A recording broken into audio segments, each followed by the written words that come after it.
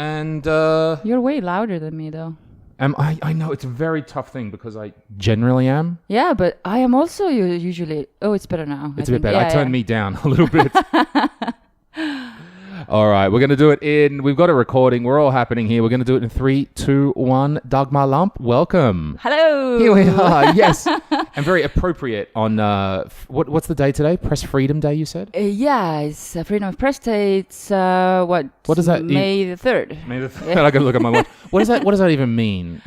Well, I think it's like today at Postimees, at least we had like few articles dedicated to talking about why it feels like there's problems with freedom of press lately. But I don't know what those days actually mean. What does International Women's Day mean? Yeah, who made this? International Women. Who? I know what jaanipäev is. It's the day to drink. So. We don't know how we act on this day. Yeah. I think as I said, it's pretty symbolic maybe that I'm here. I'm exercising my right as a free journalist, I guess. Okay. I'm not sure. I don't understand who would have made that up, but also it's a complete coincidence that Dagmar is here on this day. We're not trying to make a stand or anything like that. Well, I'm always making a stand. You are, because you're good. So tell us. Good stand You're taker. a good journalist. You're good integrity. Well, I always say that if at least one middle-aged white hetero dude, straight dude, isn't mad at me, then my day isn't like good. Oh. Yesterday I got my first letter from trolls at Ektre. I have gotten like hate mail before, but that was like when I clicked on the sender's like name or like webpage, then the first thing I saw was Ekre party banner. So that was the first time for me to actually well, the message was very short. It said that I need a man and I also should lose some weight. But I think it coincided, yes, with two opinion pieces I wrote in past few days detailing the Ekre case or the Ekre's minister case. This guy with the domestic violence. Yeah, right. Exactly.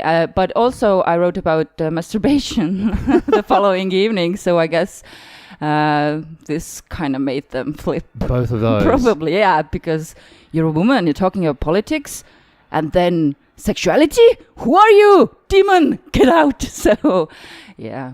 Okay. I wonder, I guess, let's get into this later, because otherwise this is going to go down as deep, because I just wonder a little bit like, there are the views that these people have, but they're also reading from a playbook. They're also reading from the right-wing Donald Trump playbook about how you do this. And Mart Helmer seems particularly interested in reading these chapters of this playbook about how it works. And because it worked before. Right, and it's to just look at it and go like, oh, you're a closed-minded guy, which I agree with. They're closed-minded and conservative, but they're also doing it exactly because this is the strategy that you take to do those sort of things as well. And in this sense, they are very international and like thinking big. It is odd, isn't it? When racist people around the world unite. We're like, we are all racist, fuck it. We can, isn't it weird? Like they all fucking fist bumping their shit like, because that makes them feel better. They've got a border. Sign. Oh yeah, this one, the okay symbol, they fist bump. That bit, look, don't get me wrong, I'm Australian. I get your racism, all right? We are racist through and through. I've just always found it weird that like, if you're on this side of the line of the border, fuck you. You go on the other side of that, no, you're fine. Like, because I don't understand borders as an Australian. We just you have the ocean. Yeah, we have wet. When do you know? When you're not in Australia anymore? When your fucking feet are wet, dickhead. Like that's it. And so it's very easy for you. Yeah. And so then this idea that developed, especially through Europe, that there was fucking 1,000 years ago, some guys went, no, now this is our side of the line. Fuck you over there. Hey, but that line's changed 5 times in the last 500 years. Yeah, but still, fuck. Like it doesn't. History is fucking ridiculous.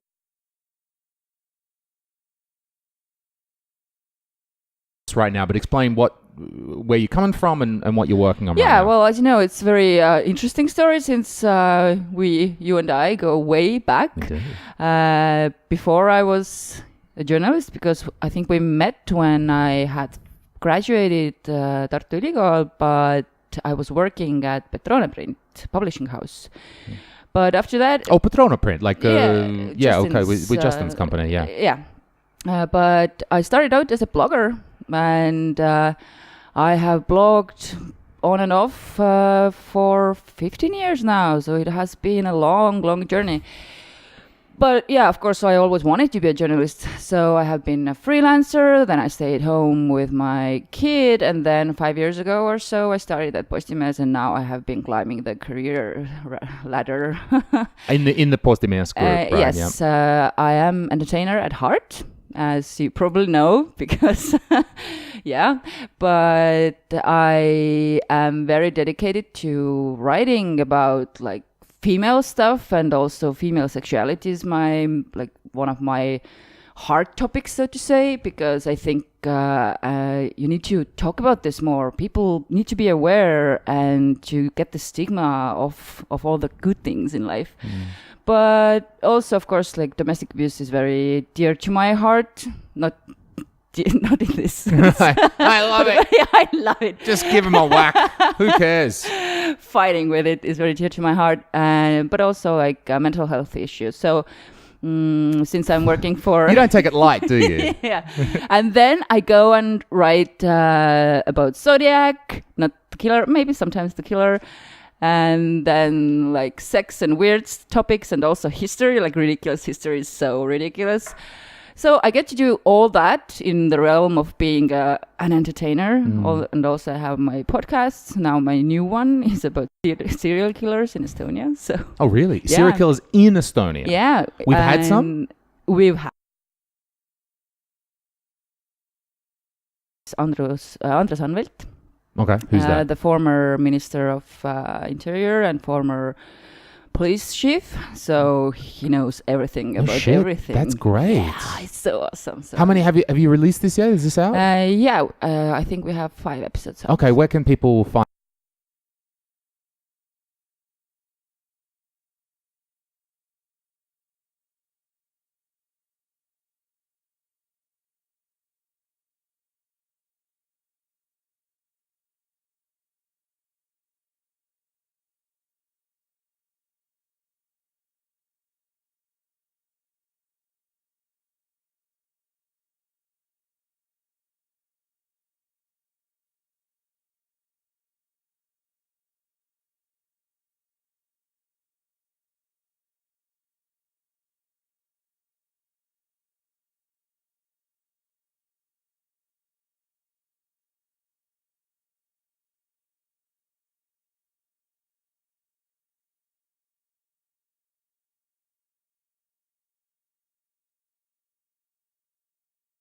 every Estonian knows who he is. He came over the border from Russia and with his mate, and then they just started killing people, and it was insane. And they like shot taxi drivers and shopkeepers, and the money they got was so little, but they just like ran around Estonia doing their thing, and then they tried to run to Latvia, and then there was a shooting at the border, and the mate got killed.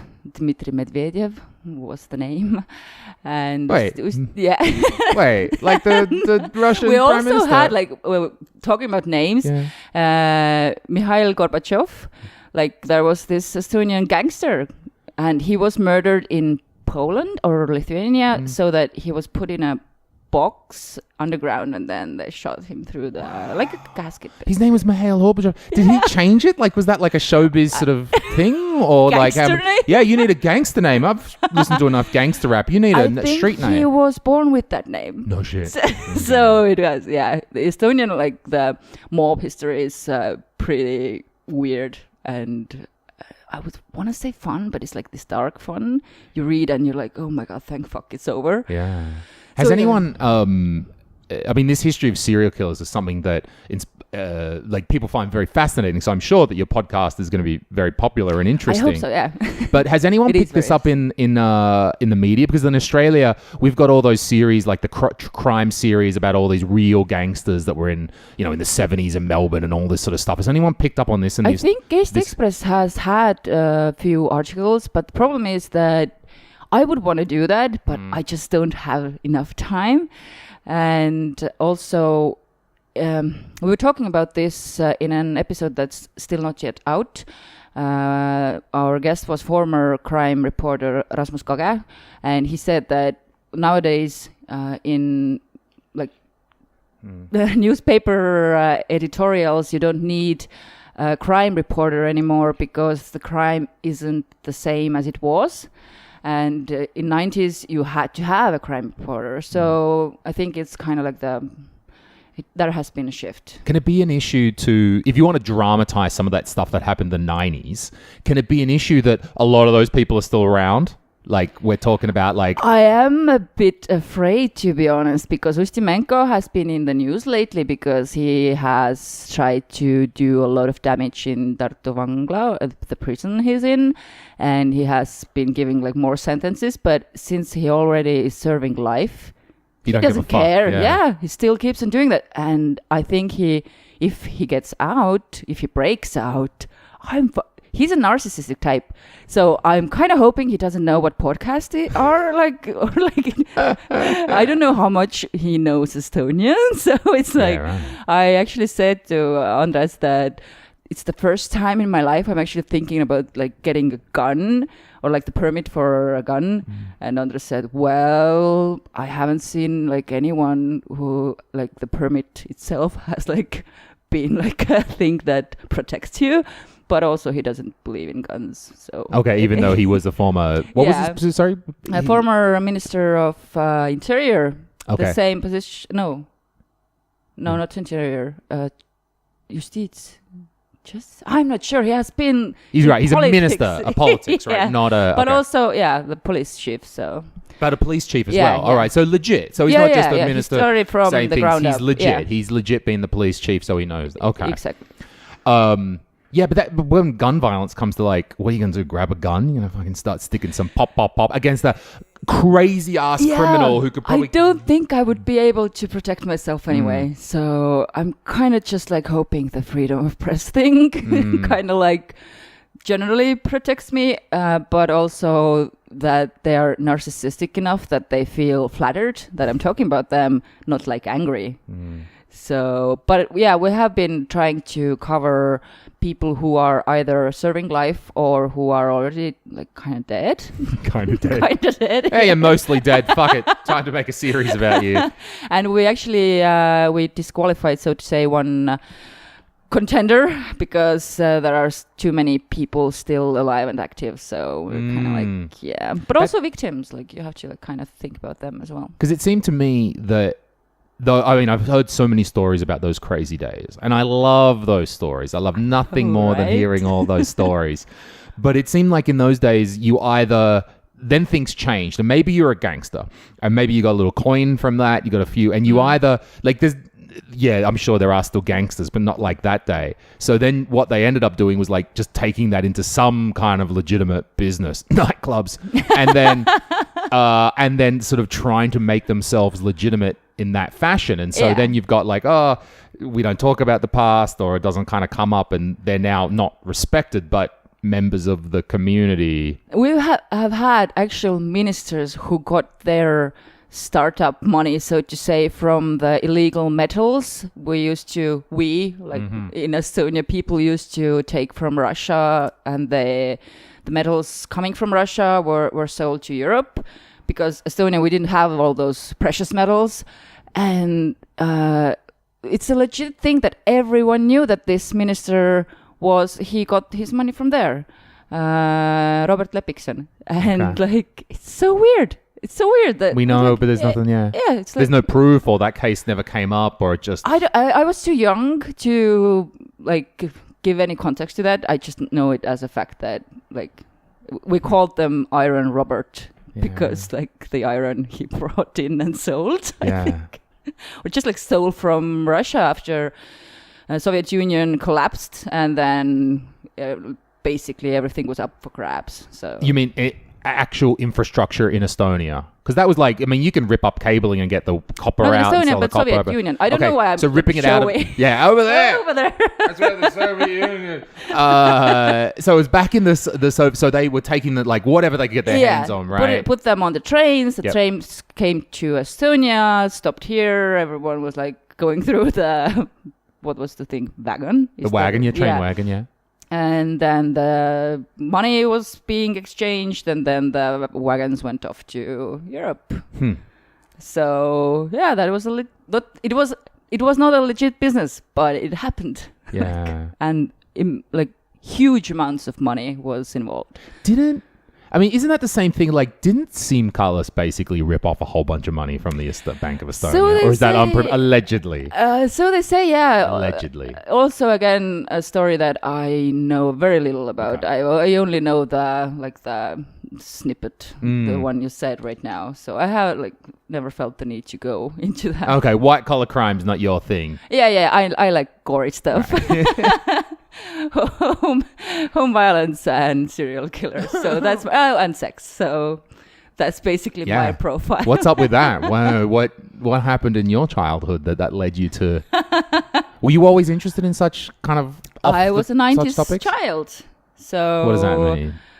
Well, if we're talking about sex, then I was just like on my other podcast, we were talking about how. I can't remember that I've ever had the Birds and the Bees talk with my mom.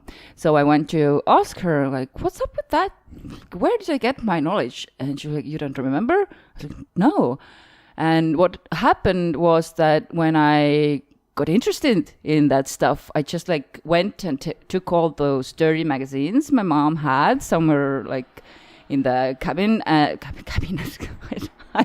In a cabin? No, we didn't have a cabin. Took those, flipped them through, put them back. I didn't have any more questions. But that's a bad thing, actually, because it was smut. It wasn't. It was porn, and when you're 12, you get very skewed view of things when you base all your knowledge on porn. So, that's why I feel that it would be... Go ahead. Sorry, I let the computer go into screensaver mode. And but this is what I'm trying to do as well.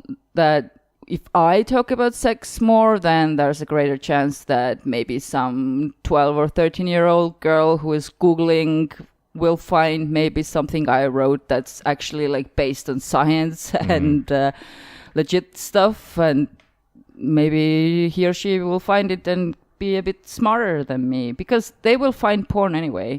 But there has to be So we need to counter that. I used to, the way that I first got any sort of pornography was that, we have those, there was the more, I won't say hardcore, but a Penthouse or a Playboy or something where it was that sort of thing. But then we sort of had that light version. They were called the Post or the Picture. It's a very English thing as well, page 3 girl style, right? Okay. And maybe there's some boobs mixed in the middle of it, and it's very laddish and all of that. And it was printed on very thin paper. It was very tabloidy thing. And what would happen is that we worked out that the news agency would throw away the old ones. And the way that they used to, it seemed to be that what they did was snip off half the cover. And that seemed to be the proof that it wasn't sold. So what the agency, they would get a big stack of magazines. Okay. This is end of the 80s. This is early 90s, early 90s as well, so right? So old. And so I guess the way that they proved that it wasn't sold to the publisher was they'd snip off a bit of the cover. And so the bin would just be full of all these semi-smut magazines with that. And we would just go through the bins.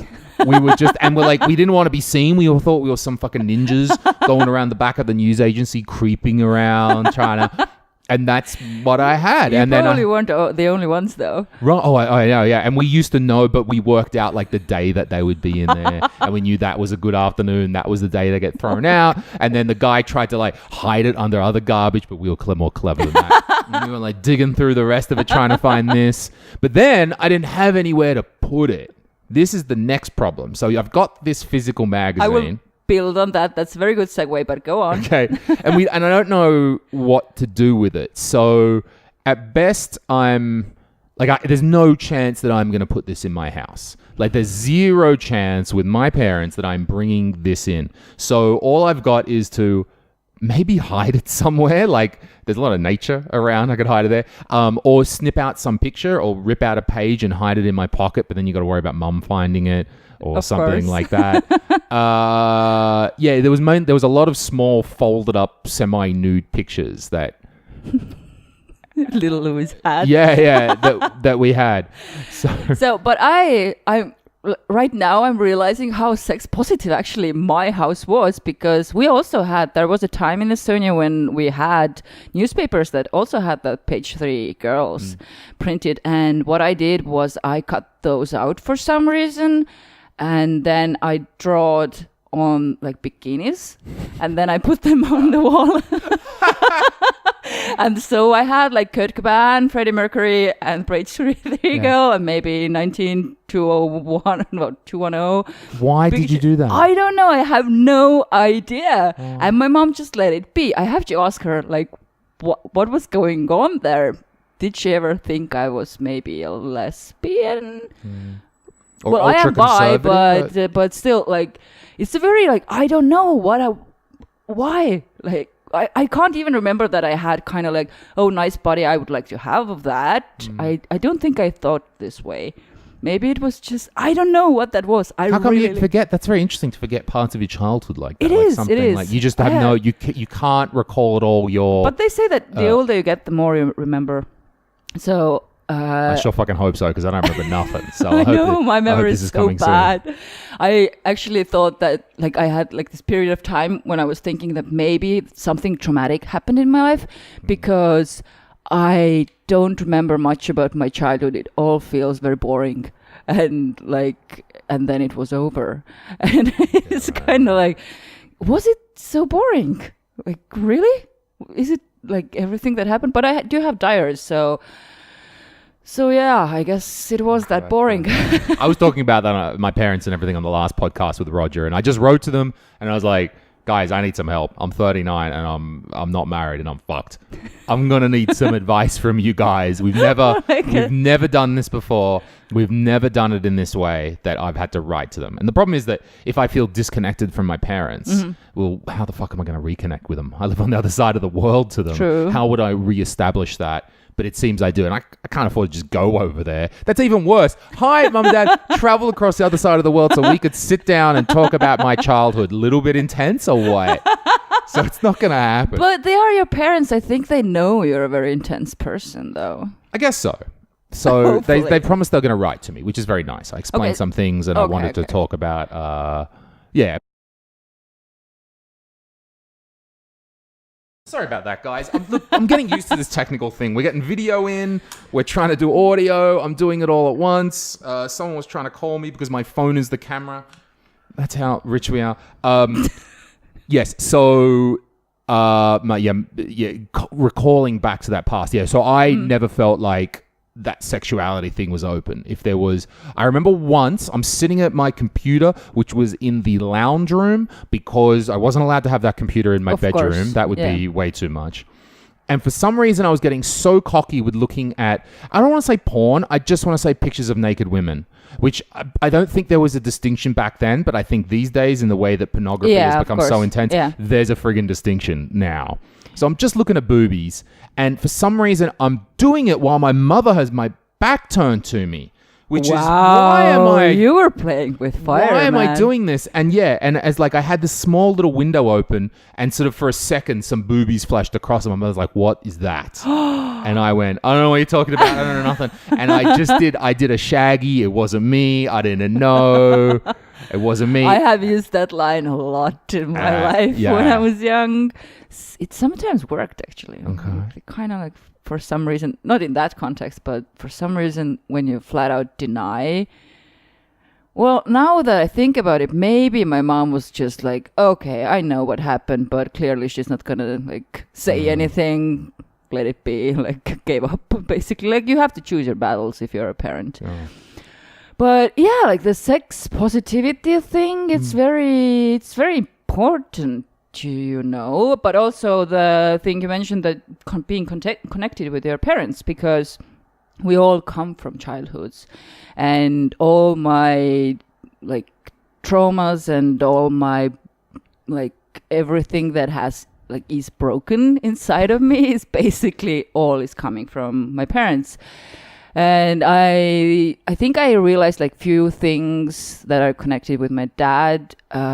I only like recently, like finally realized what it was. And so it's like this fucking journey, like the life is fucking journey. You have to always like grow and learn. And sometimes I'm just so tired. I'm like, why does it have to be me Why can't I just be the same? Yeah. This was fine. It was all right. Now it's gotta, how do you balance off that,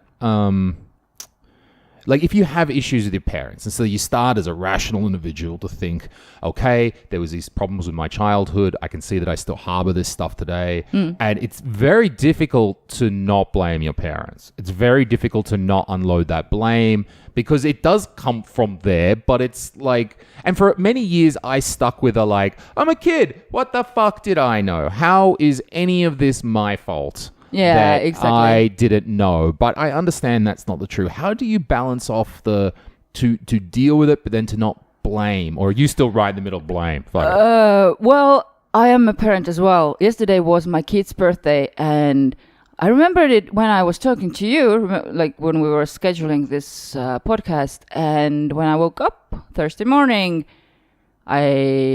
my kid was sick. I gave her breakfast. I went to work. And then I was like, fuck, it's her birthday. And I didn't say happy birthday.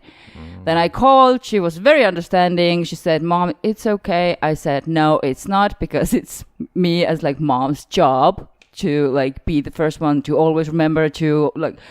And it's one of those things. Like I was like, of course I was like feeling so guilty the whole day. And then I started thinking about my own childhood.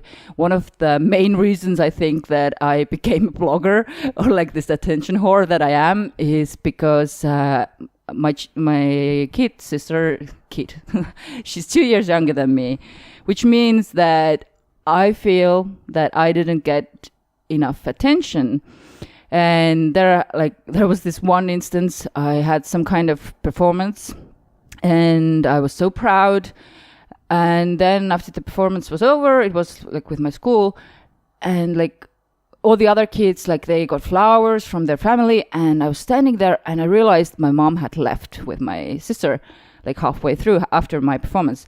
And then I walked home, I was crying the whole way, and it hurt me so bad. Like, how can you do this to me? Like I felt so abandoned and so little and so unimportant. But my mom, of course, like, well, we watched you were doing great, and then we went home because it was late, and like we knew you'd come home afterwards.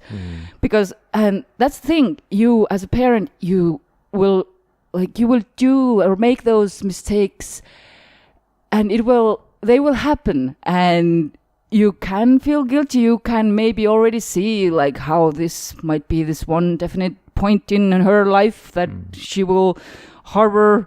And we're going to be hearing about this in the therapy couch. Yeah, exactly. In 20 years. And then like I can't blame my mom for that, kind of, because like it was what it was. Like my kid sister was there. Like she was there.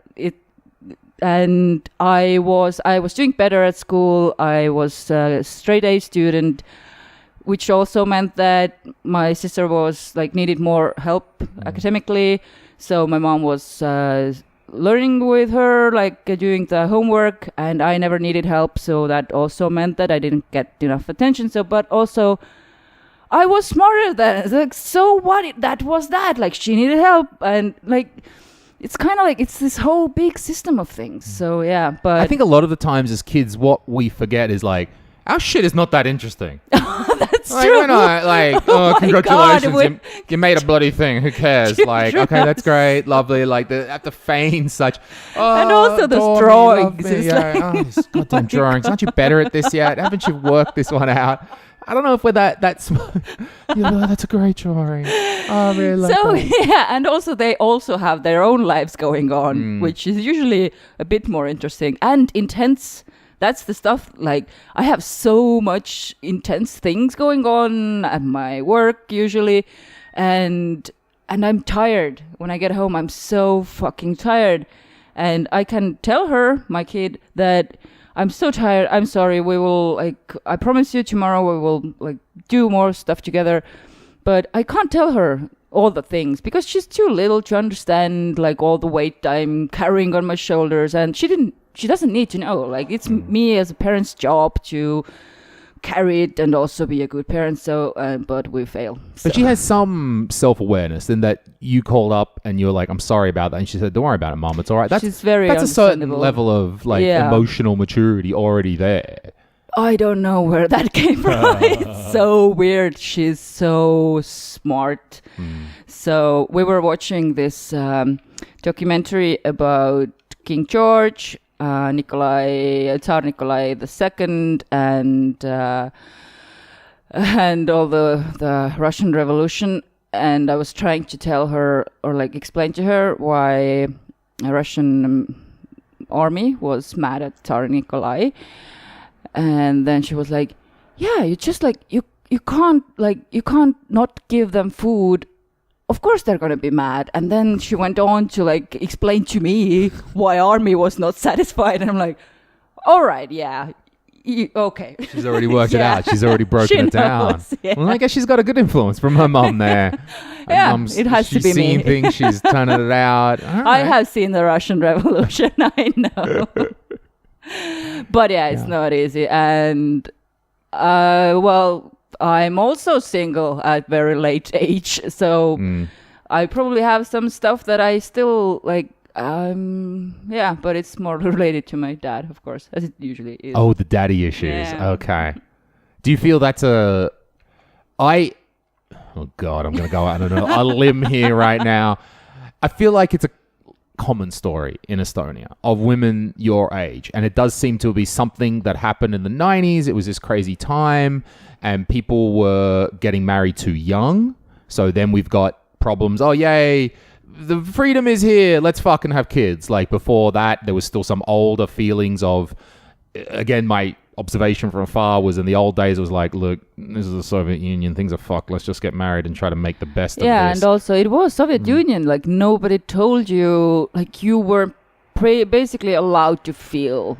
You were supposed to be gray part of the machine, like do your part, work, go home, fuck your wife, like drink vodka. So we're not getting this emotional education. Yeah, you didn't have information, you didn't have knowledge, and like 50 years of broken people, basically. And I was born in 1984, so it was the end of Soviet era. But also, I have been talking to my girlfriends that, like, when someone tells that they had a good dad, we're like, no. Get out of here. Yeah, this can't be. Tell us more about this fantasy world of which you grew up in. Can only you see him? A strong...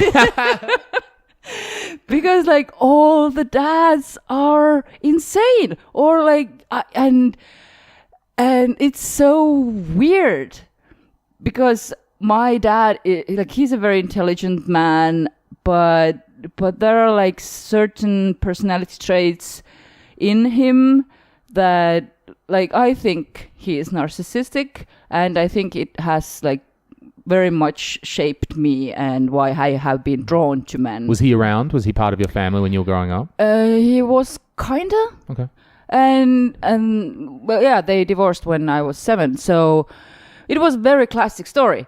But you get that like thing out of you to like realize that you have those patterns. It's so exhausting, and why do I have to grow? So yeah, but yeah, it's weird that and I think it's largely where the Estonian men stereotype comes from, because we're just learning how to be humans. So yeah, I think so. I feel that it was probably about, I want to say like 10 years ago. So when I first arrived in Estonia, it was 12 years ago or 13 years ago. It was 2006.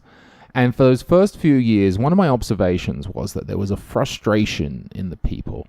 And the frustration seemed to be that we are Estonia. We have progressed so quickly and so fast. And look how fabulous we are. Now we've got the voting or something. And now this is online and that's online. We've got this system. Look how amazing this is. And eventually everything was fixed that you can fix with a computer system. And we came to that limit of like, well, we're just doing the edges and we've taken out the big stuff. And now it's like, well, now we've got to fix heart and minds. Now we've got to fix our minds, our emotional state, our mental state, our culture. And turns out that's a lot harder than implementing e-residency. And that was just like, why aren't we better than this? We fixed what do we want? Now, we want to be better. When do we want? Why doesn't a computer fix this? Make a computer to fix this, please, Ilves. Come the fuck on. And it was just this thing. And I at least now I don't. Maybe we've just settled into that now. Like at first it was like fast, boom, we fixed everything with a computer. Now it's social change, and now like. But now it's other frustration, right? But I'm not using that segue to go into ECRE stuff again because I realized what's really interesting is that we met 2006 then, yeah, and because I or 2007. It'd be 2008, I think, when we started. Was it still Comedy Estonia time?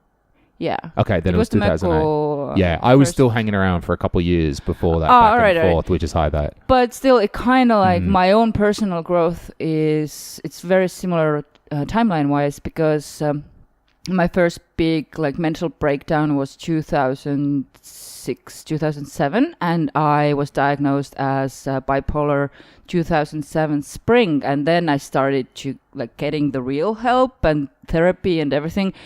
And yeah, there has been like growing pains for me as well and making more new mistakes.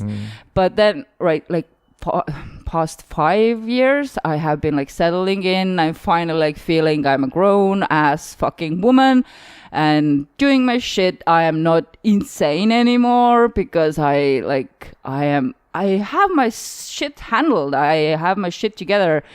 And yeah, it's funny that the timeline is kind of the same, but at the same time, yeah, the frustration is like different. Was it just the maturity of growth and life and all of that, or was there something else that you feel that has helped you step up and get beyond those crazy days, for lack of a better term? Well, of course, being a mom, it is a big thing when you have like someone depending on you. You can't like you just can't. But also being a grown woman, having a job, you can't really like go on. I was actually like on Tinder. Someone asked, it kind of like asked like what is my like guilty pleasure or something, and then I don't remember what I said, but he kind of like. I said, so, well, what you don't like? Oh, we were talking about cannabis. And I said that, no, I don't smoke. It's not my drug. And then he asked that, oh, so you're more like ecstasy girl. And I'm like... That's the only other option. Yeah, of course. And I'm like, wait, so, well, kind of like I'm a single mom who has a very demanding career in Tallinn. I really can't like... It's something I can't have in my life. You kind of like have to go to bed before midnight to wake up in the morning and to feel sane and normal and also have energy and creative ideas. You can't like really drink the whole night away like I used to do 10 years ago when I was living in Tartu and working at Fentanyl because like it's a very different life. You need to have your shit together. So yeah, I think it just comes with growing. So at this stage, and this gentleman that you were speaking to on Tinder, has he already established at this part of the conversation that you're a mother? I don't think so. Okay, I usually don't mention my kid. Sure. Yeah. I can understand. That's a difficult one to introduce. But he instantly went to ecstasy like, oh, no, wait. Oh, it's got to be. Ecstasy and cocaine. That's what it is. Oh, it's not cocaine. Oh, it's got to be that. What are you shooting up? You got a little fentanyl on you? What do you got to help me with today? Fentanyl also is a thing. Yeah. Yeah. So I don't know. I think you've got to eventually. I think that path. You've got to eventually. Sorry, you've got to eventually. Yeah, it's the only way to go because it's all a gateway drug. I gotta have a little bit. Oh, what was this? I was reading that in America, there's a spate of police officers having overdoses from fentanyl, and they claim, and every one of them is claiming it was from touching it, right? And they go, well, I had to deal with fentanyl. It inadvertently got on my fingers, and that's how I had an overdose. And the scientists go, you can't fucking overdose from fentanyl from touching it. What the fuck are you talking about? Okay. Like, you can pick, like, apparently you can touch, I don't know, that. Like, it doesn't work like that. Fentanyl doesn't work that you can absorb it through the skin and have an overdose. All right. Yeah, because have you heard about, like, vodka tampons? Sure, that idea. Okay. So, yeah, maybe it's kind of like this, that something gets in your bloodstream if you, like, push hard enough. Maybe, I'm yeah. not sure. But what's this sudden epidemic of police people, like, touching it really hard. What was it you were talking about before? There was vodka tampon. Were you talking about CBD? Yeah. For JJ? Yeah, I had to Google it because since cannabis isn't my drug, so the only reason I knew what CBD was when you mentioned it before we started recording was that one of the pieces I wrote the day before yesterday, what probably was one of those that made this Ekre guy angry, was about lubes. And this sex scientist, Dr. Zhana Vranglova, I really love her. It's a great name for a sex scientist. Yes, she has a podcast called Science of Sex. Anyway, she was writing on her Instagram that there is now a CBD lube, and then I went to Google what the fuck is CBD, and then it turns out that this lube makes your vagina relax, I guess. Yeah, okay, because no one wants tense vagina. Yeah, that's true, though. Yeah, it's all got issues. Sex is all about relaxing. Okay, gotta be relaxed. So you can just give a little rub, or like it's a cream or something. You can. Have you not used lube? Oh, lube. Okay, so it's a lube, right? So it's meant to be used in the act of masturbation. Well, you should use lube basically always. Really? I believe. Even when masturbating? It makes stuff better. Okay. I don't know of many guys that do. Well, maybe there's always that stereotype of the guy with the hand cream in the sock. But that's as far as I know of like guys using the sock thing lube. has always like perplexed me. Like, what? Use a tissue, bro. There's tissues right there. It's like a container.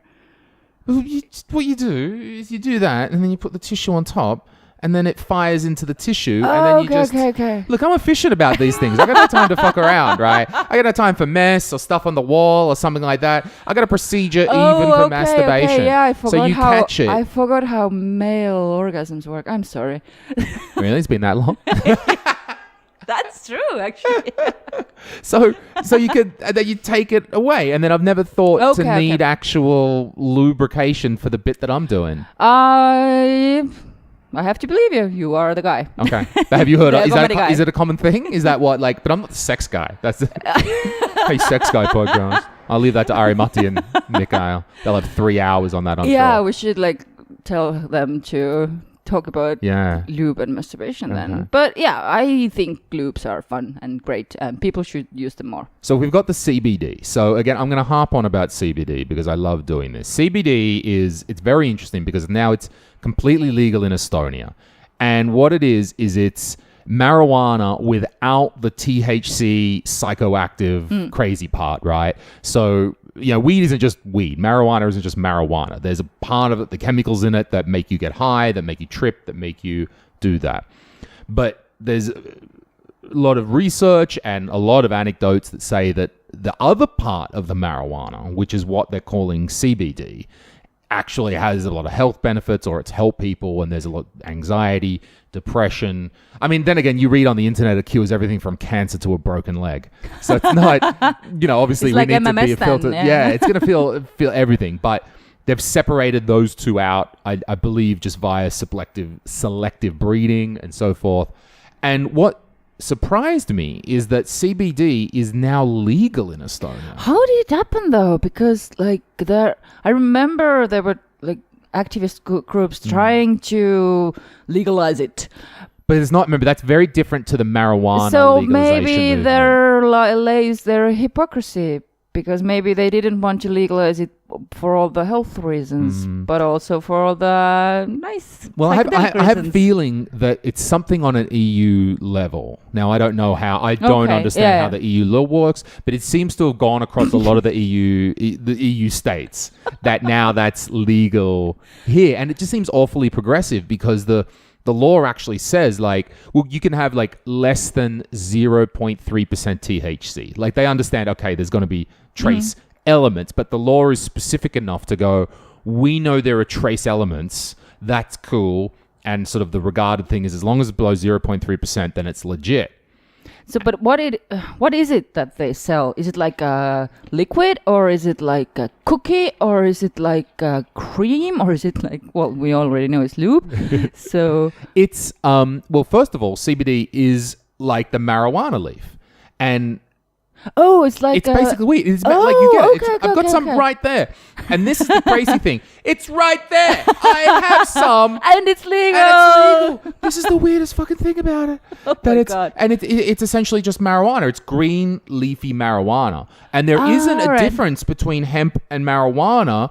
It's a lot of it to do with the THC and CBD components. It's the same goddamn thing. But what we call hemp, which is what they make the people make clothes out of or rope out of or something like that, it's the same stuff. It's just with the amount of THC and CBD that's involved in that particular strain of the plant.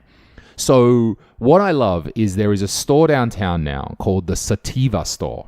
It's on Ool Street in Old Town. It's a legit store. It's a little thing. It's not a massive thing. It's not a sponsor message. No, it's not. But I've already been down and bought it. I think it's a trip just to go down there. And they have a sign up. It's just like being in Amsterdam. Here's the cost. Some strains.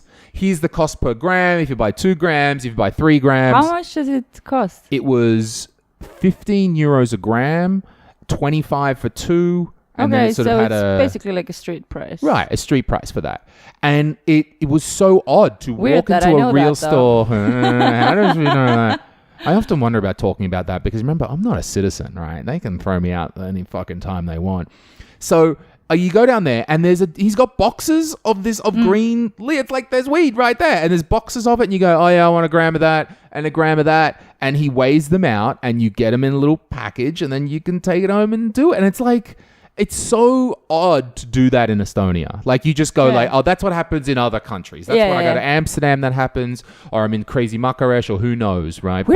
No, I don't think has anybody talked about this? I've heard a little bit. Like I asked about it this week, and some people said the Sativa store just opened, so there were some articles about this. Okay, but I think I'm gonna go down there and experiment a bit. Yes, I've tried. Write about it. Yeah. When it's a so then it comes as a green leaf, as just like your regular weed does, right? So then basically you have your options, basically like you do with normal weed. You can smoke it, you can put it in a pipe and have a go. You could put it in a bong, I guess.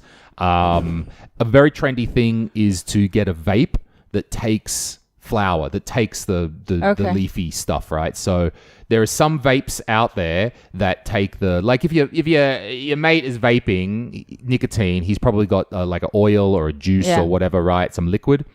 There are vapes. They sometimes put the CBD into a liquid that you can vape, or there are other machines that you just put the flower straight into. Okay. And then what it's doing is heating it to exactly the right temperature, because when you put it in a pipe like I do, it just burns it. And it's a very crude way of converting of that out of it. So you can vape it. It can be a liquid. You can get it as just like CBD e-liquid, which would go into any regular vape machine, or if you've already got the nicotine version, you can get it in drops that go into it. Okay. And then beyond that, you can make gummies and cookies and whatever you want, just the way that you would typically make that with regular but marijuana. What are the effects though? So it's supposed to, if you read the internet, it can help you with everything. Okay, it's going to help you with all sorts of things. You very commonly hear about it helping with anxiety and depression, and that it will help people get over strong feelings of anxiety. And it's either it helps you in a moment, or it has a longer lasting so effect that builds up. You don't get high, but it's kind of like the other goodies that are supposed to be in there, essentially. Okay. So I've been smoking it out of a pipe. When I have it, I feel a little lightheadedness for a while. I don't get a strong... I don't know. I feel a little lightheadedness and it's all right. I've only been doing it for a few days, so I don't want to be like, oh my God, it's a savior thing. I feel a little lightheadedness. I generally feel calm-ish. Because I've smoked a bunch of weed over the years, I don't know if there's a tolerance or what's going on. Okay. The next thing that's coming up is my buddy just ordered in one of those vape machines that takes that. We're going to try that. We're going to go. Because I think that when it comes to issues like anxiety and depression, we often hear in medicine it's like, don't cure the symptoms, cure the problem. Okay, sounds legit, right? Like if you got a broken leg, don't cure the symptom, which is, I don't know, the bleeding or whatever, like cure the underlying problem, right? But if you have like a broken leg, you also have to take like painkillers. Okay, so there we go, you can't wait until, you don't have to which they're just curing the symptom. It would be a painkiller in a broken leg scenario. So then it says, well, if I'm not really curing my anxiety by taking something that covers it up, because that, whatever is the root cause of that anxiety in my life, is still there. I think, though, mental illness is one of those things that curing the symptoms can help you along the way. Because if I can feel all right for a day, for the next day, maybe I can get my shit together. Maybe I can get outside. Exactly, maybe I can do things. And that, I have found, is the way. Oh, I can solve my problems. Yeah, that's the way out of anxiety. So maybe anything that can help you feel a little better to get on with your day and to make that progression, have some discipline, do your goals, get somewhere, connect with a friend again. Which is not self-harming. No, it's not self-harming, maybe. And now certainly anything can, you can use anything as a crutch. Wine could do that, but I can't take a glass of wine before I'm like driving to work or like it's, but I know what you mean. And I have had like very serious anxiety issues myself, and also like I had very severe postpartum depression. So these are like two things that I have battled in recent, like let's say 5 years or more, 7 years. But you can't really like, you even might recognize that this, okay, I'm having a panic attack, like this is it, like I'm actually not in danger, it will pass. You might know everything rationally, you might even have the tools to calm yourself down, but in that moment you can't really start to go like deep. You can't go deep and start like piecing the puzzle together, whatever you need to like get to the root problem or like fix it. You need to first move out of this state of insanity. Get up off the... I mean, not to sound like a drill sergeant, but get up the couch, do your day, achieve your day. Or just like breathe. Okay, yeah, all right. Because like I forget to breathe when I have the attack. You kind of like...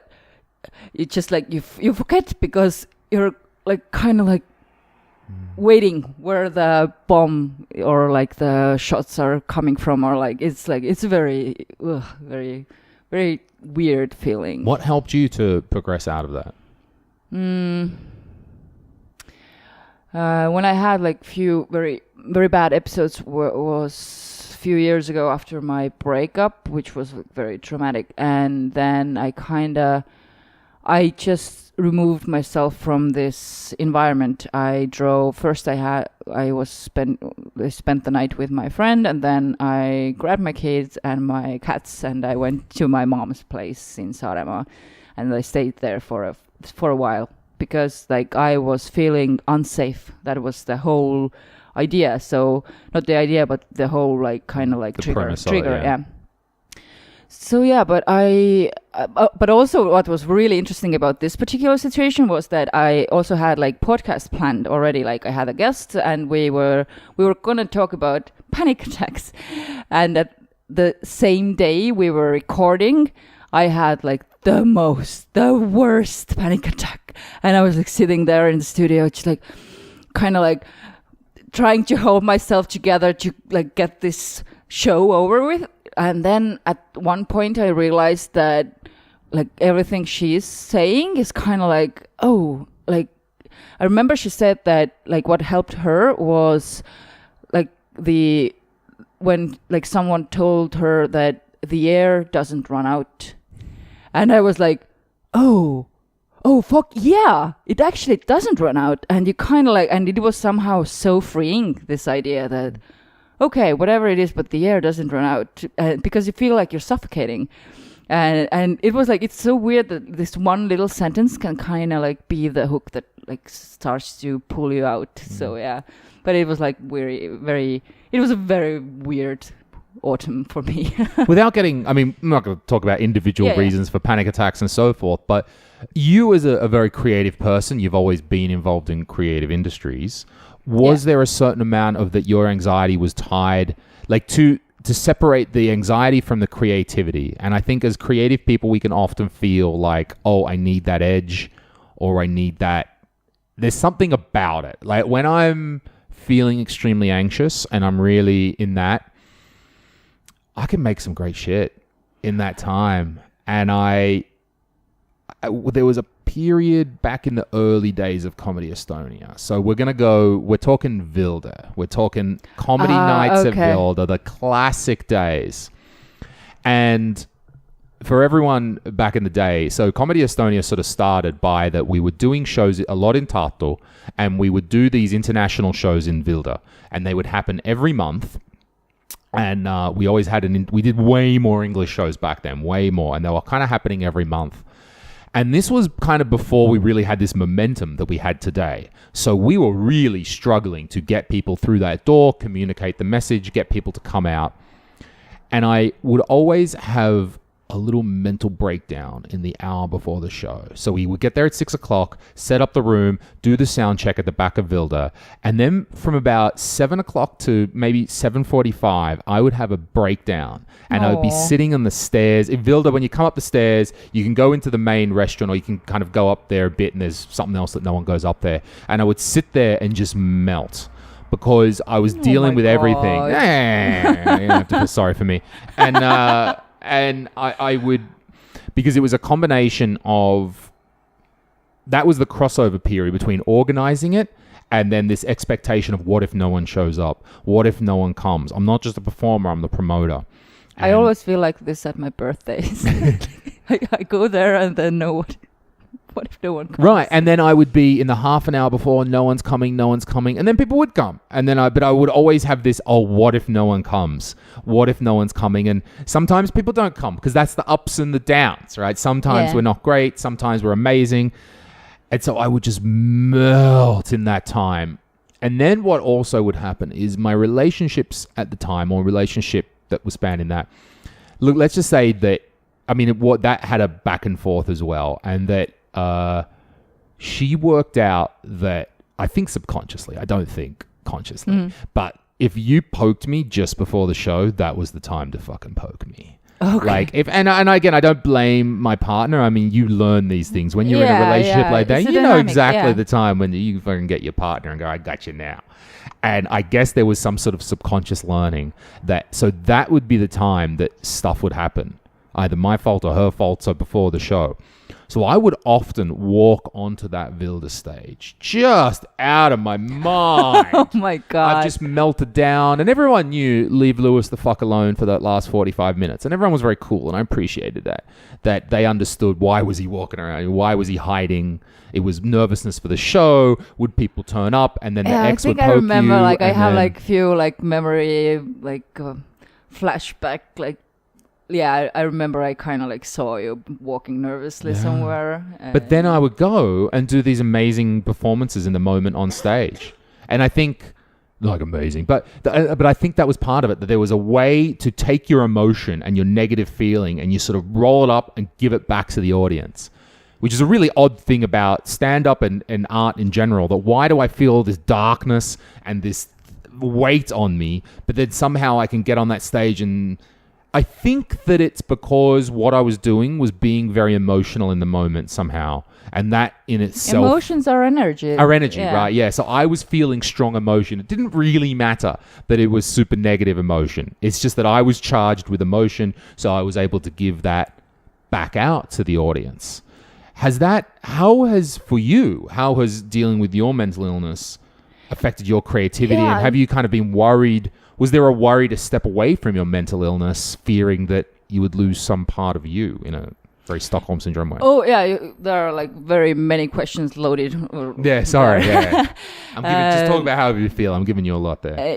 I know exactly what you mean, because when you are a creative person, you are by default, your skin is not as thick, your nerves are very bare. You have to like be very, very open to everything that is happening around us, and to be more sensitive, to make something of it that will touch people's hearts. You have to do that. It's kind of like, it's the core you.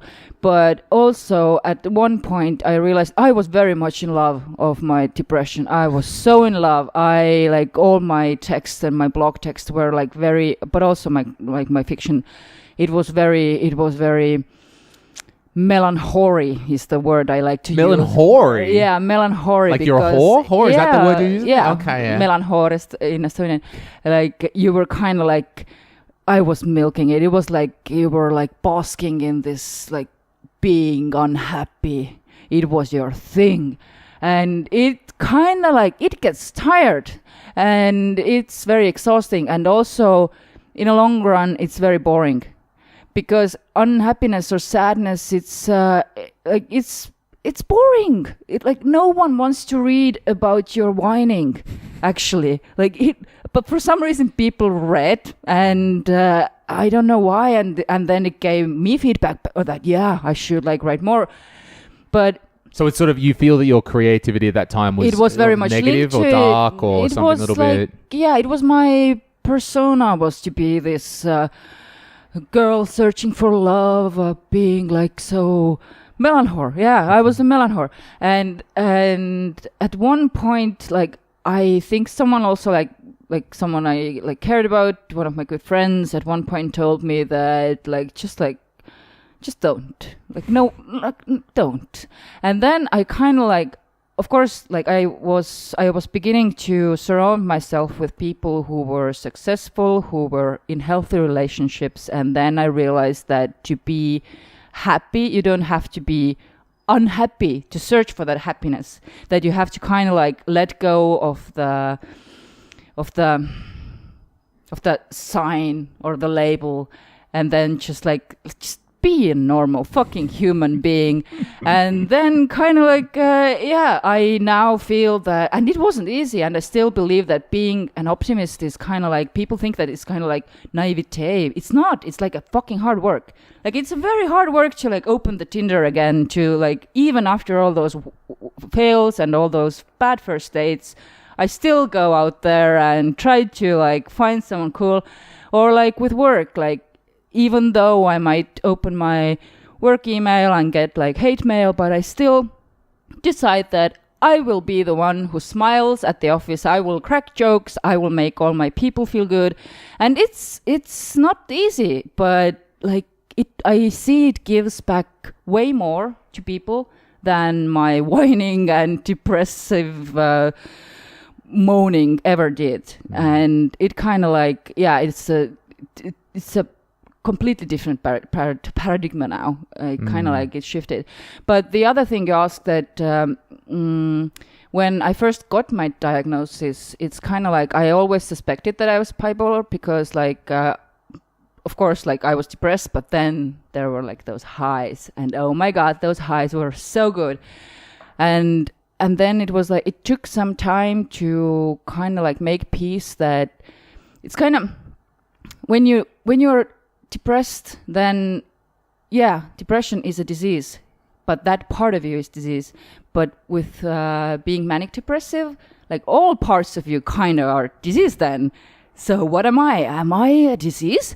So it was like, it was very hard to kind of like make peace with that. But also now I know that all people like go like this, I don't know how it's in English, sinusoid. Sure, there's some sort of roller coaster, waves, ups and downs, a wave. And it's normal. It's just like, it's not, doesn't have to be self-harming. And still, my best work actually still when I was high, when I was manic, then it was like I wrote the whole book. Then it was the time when all the good shit actually happened. So I still kind of like now I'm making the conscious choice of being optimistic and giving back from the positive energy. So kind of. Yeah. So you were mostly creative when you were in the up. Is that so? If we talk about the ups, and the downs, I think my best work happened when I was up. When I was down, I was laying in bed, didn't want to go out, didn't do anything, but then blogged about this, how everything sucks. Could you see a difference in your work between you were really down and when you were up? But like, yeah, because the up also isn't. I think it's important to make a distinction that the up sounds great, and the up sounds like, oh, great, I'm firing all cylinders. But the up is a different. It's not a healthy up. It's a different hell kind of. It's a manic up as well. As manic as the down is down. Yeah, you go overboard. You go overboard with sharing too much about yourself, kind of what happened with me, I think. And also, I made rash decisions about my life. I quit jobs. I started new projects I never finished and made promises I never got to keep because like I just didn't have enough energy when I came down there. Yeah. But also money problems was like part of that. So... and also like promiscuity kind of also I think is like I didn't care. I don't say that like one night stands are bad. Like no way. Like casual sex is very fine. Be safe. Do whatever feels good for you. But I didn't care. That's the difference. I wasn't doing something that was good for me. I did it because I didn't care. And that's way, way different thing. So, yeah, it's kind of like all this kind of ball of different shit. Yeah, the up is... I was very worried at first about blunting the up. I understood there was ups and downs. Yeah, right? yeah, And the problem is the down is too far and the up is too much. And it's very obvious to remove the down. That's exactly, bad. It's bad, right? Yeah. But the up is kind of great. You get a lot of shit done. This is why I didn't seek help for so long because it kind of like, yeah. I just thought that was my energy. I just thought that's where like I am capable of this. Why am I not at this pumping level the whole time? And I think there was a fear that I would scrub off the edges too much, that I would blunt myself or become a zombie or something like that.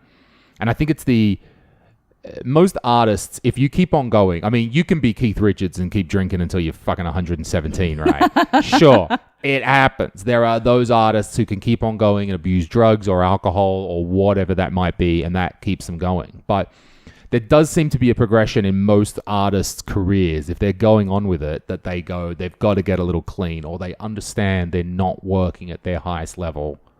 But it's almost like a journey that every artist goes through, because we're probably going to be... Did you watch The Dirt by Mötley Crüe? No. It's a Netflix documentary. Oh, the documentary. Yeah. I don't have Netflix. Oh it's God. Weird. I know. Of all people, I don't have friggin' Netflix, right? Do you want me to add on your I know. I've got an account logged in at home, so I can watch okay. if I want to, but I don't want to. You chose not to. I just chose not to. I understand I'm always harping on about new media and streaming, and I fuck the TV, but I'm the one without the Netflix subscription. Go figure.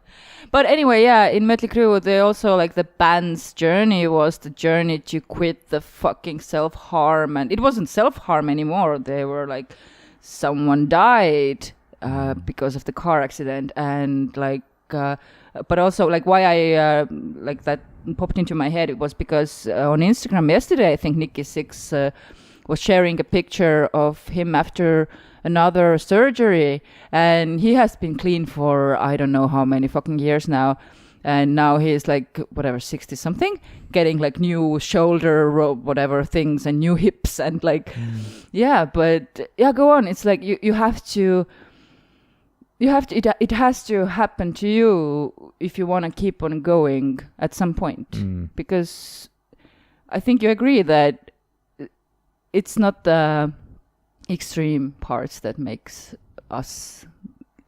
We think it is, but it's not really. It's the good bit in the middle. Exactly. I had that. My moment was about, God, was it 18 months ago? Maybe it's now 2 years ago. It was a summer. I think it was a summer 2 years ago. And I had an employee at the time, and that employee had to leave. due to personal circumstances. Fine, no problems, but that, had to go. But back then, it was basically me and her.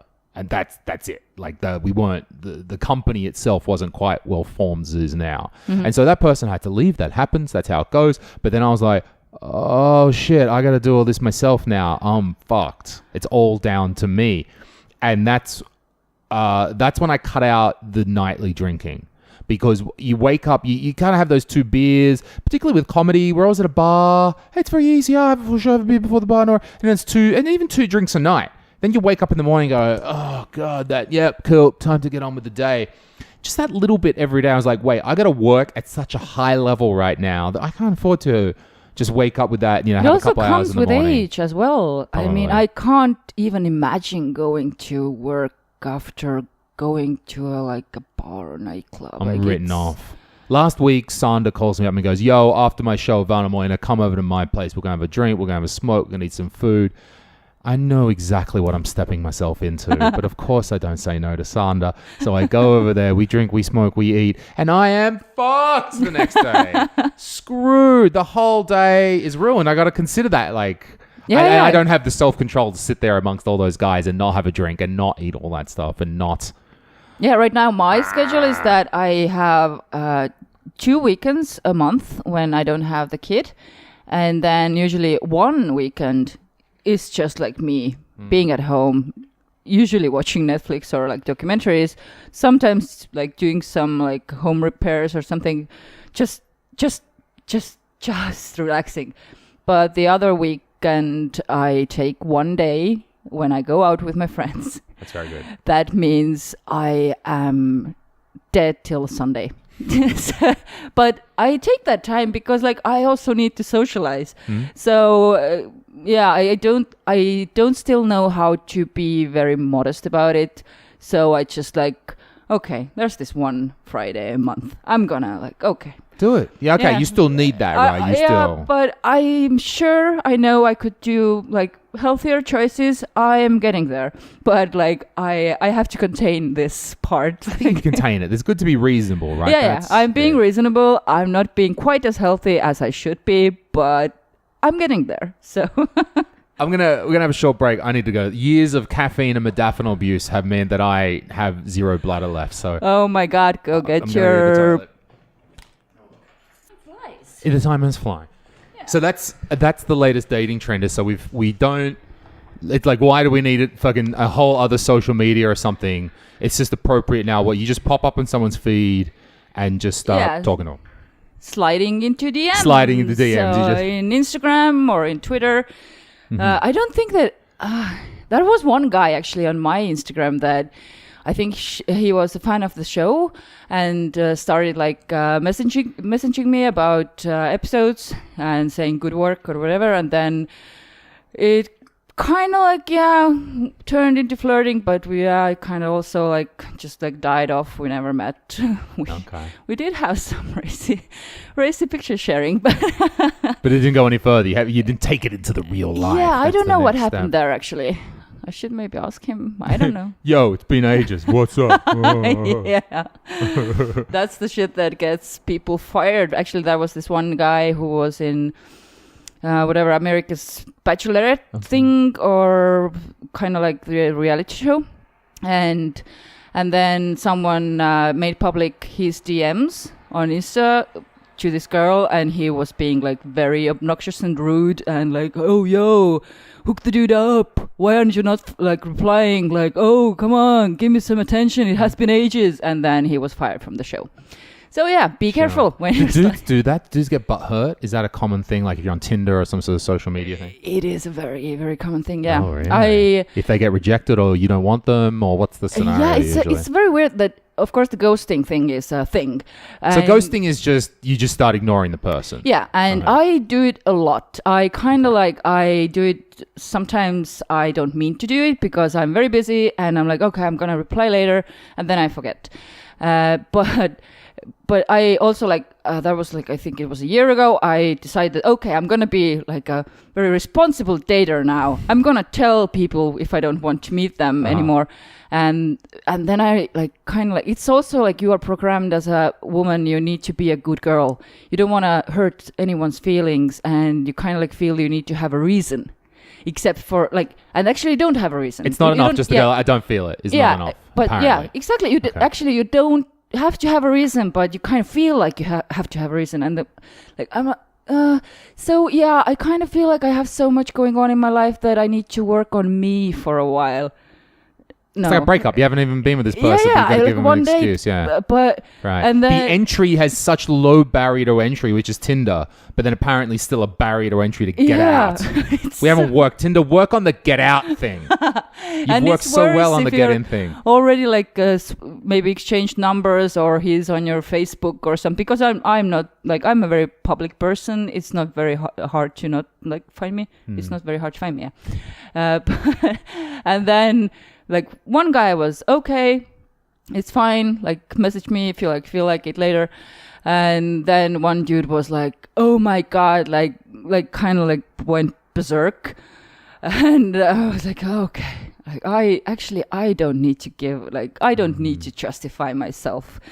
Who are you? There was so low investment anyway from your part as well. And so now I'm kind of there is this one guy that I already told him that it's not gonna work out. I'm not gonna be able to probably even see you because I have so much stuff going on. The real reason was that he gave me narcissistic vibes. He was giving me vibes from I kind of felt, oh my, this ex did that and my father did that. And if I went to explain it to him, first of all, it's you don't know me. And it's a very legit argument. I don't know him. But if I get those red flags, why do I have to invest so much to maybe overcome them? If maybe there is someone else who makes me feel secure and safe and comfortable from the get-go. So it's kind of I don't need to explain myself. But yesterday morning he already messaged me again when we're gonna see each other. That's very hard, isn't it? That you don't know me. Well, I don't know how am I gonna know everyone. I don't have to. Yeah, I don't have to know you. Yeah. So what's our solution then? Do we need, if technology got us into this, do we need a technological solution, somehow the ghost or somehow the polite, I can just press this button and this is the polite. I mean, that's unmatched really, isn't it? But then, okay, that's the problem. They can keep finding but then also there's something uncertainty in the air. You maybe, I understand how it's, I have been also very many times on the other side of it. Oh, why doesn't he message me? What did I do wrong? And the truth is that usually you didn't do anything wrong. He's just not feeling it. And I know it's very hard to snap out of it. It's very hard, but that's your problem. You have to work with yourself again. You have to be the one who grows and learns and makes your own life interesting and your happiness not dependent on other people. But it would be very nice if I could just forward those those conversations to kind of like a service, breakup service. And there's this other person who is okay, hi, I'm here to now talk for Taki. Do you have any questions? This might work in a big city. I don't think it's going to work in Estonia. This is the problem with this place. It's too small. You cannot escape anybody. It's not in New York. I'm going to hide down the street or anything. My reaction to ghosting is... So I'll write, and then we write, and then if there's no reply, and then, okay, you wait the time or whatever. And you're in that mood. You're a bit like that. I've kind of settled on a strategy which is just I'll write one more time. Which, okay, maybe you write again and go, hey, what's up? And if there's nothing again, I'll write one more time, which is hey, cool, I see you're busy. Don't worry about it. Look, if you want to talk, I'll be here. If not, don't worry about it. It's great. Everything's cool. You give them an out. Yeah, I give them the out. That's a very, very gentleman way. I understand. Look, it's no big issue. If you want to write, I'm here. I'll leave that. We're trying to say the ball is in your court, so that's clear. Okay, otherwise, but no problems. Has anyone told you that? Okay, yeah, but it's nice of you, but I'm not gonna write. No. Okay, so no, I got still ghosting after that, but then the person did come back a little bit later, so maybe that did work. Because that's the idea. You don't have to. That's what I'm doing. I'm trying to give you that. Cool, ghost me. Cool. You've heard my piece. Done. Yeah, Right. but also the thing that you have to keep in mind is that people usually these days have a lot of things going at the same time. Yes. And then you're like, there is this term called breadcrumbing, that you're Ooh. like leaving some breadcrumbs, like you pop up after a few weeks, say maybe like chat a bit, and then you ghost again.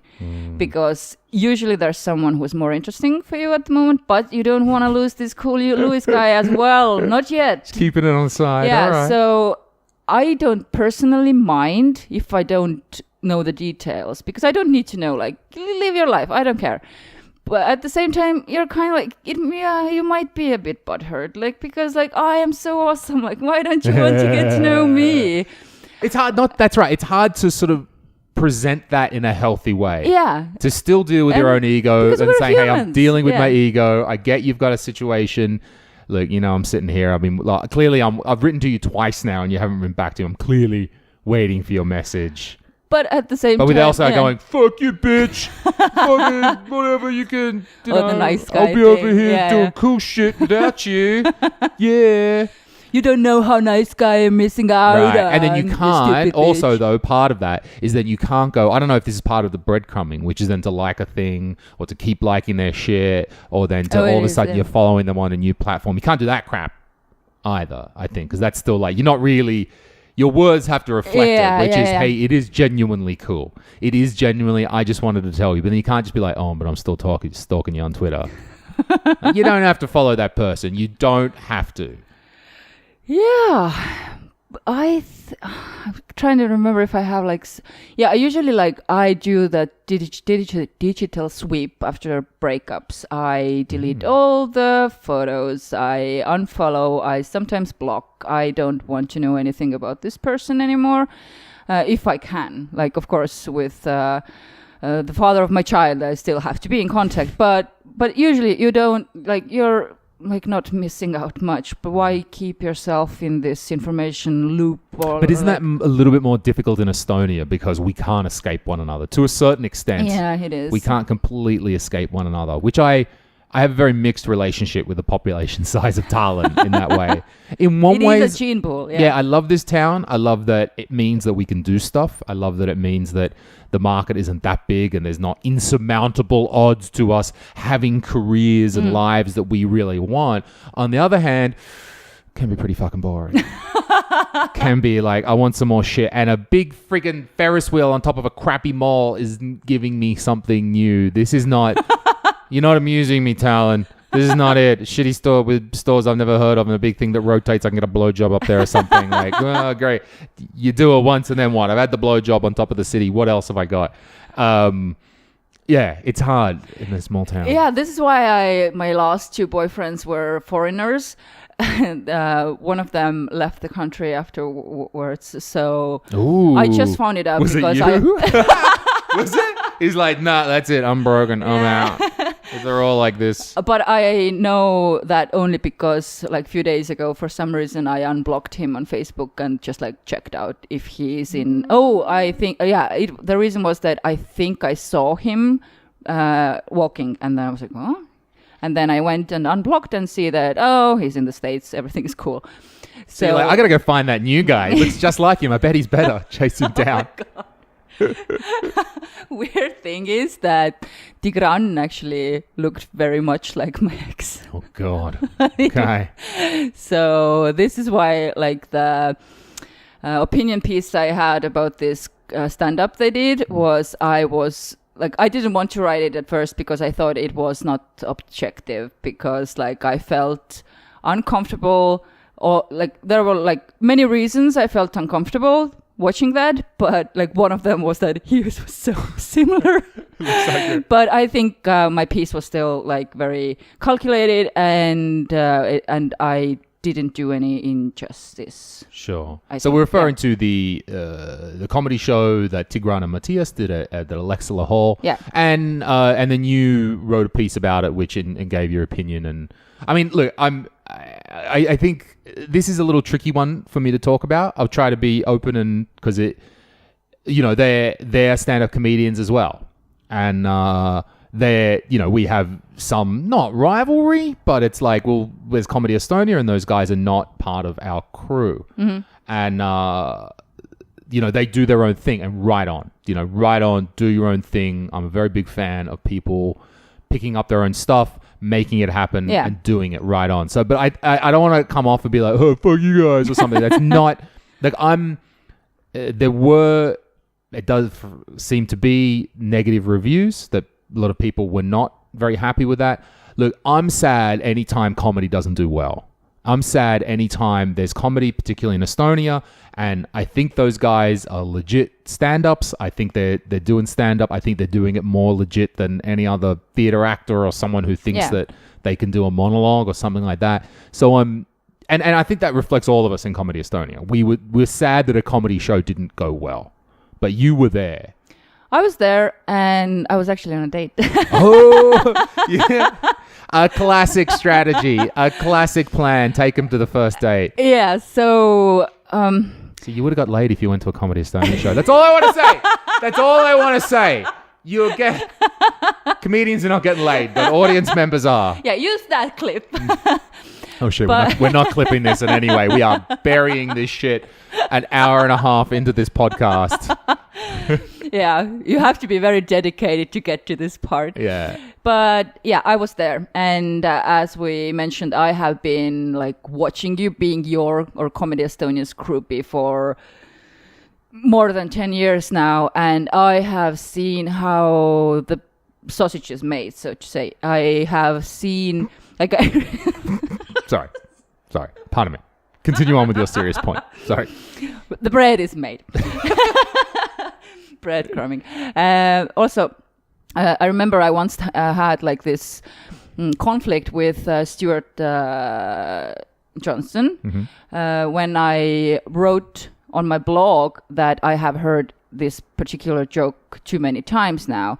And then he explained to me that this is how comedy works, that you try out your material on different audiences, in different clubs or pubs or whatever, and then you take it out on a big stage if you feel it works. And this is why I had heard that so many times, because I am a fucking groupie. I was everywhere all the time.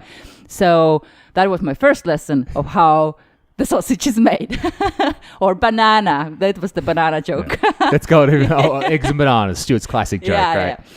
Yeah. So yeah, and afterwards, of course, I have been like, I love stand-up, but I also realize it's a job, or it's a vocation. You have to have respect for the vocation. You have to have the respect for the art. You have to have respect for the audience.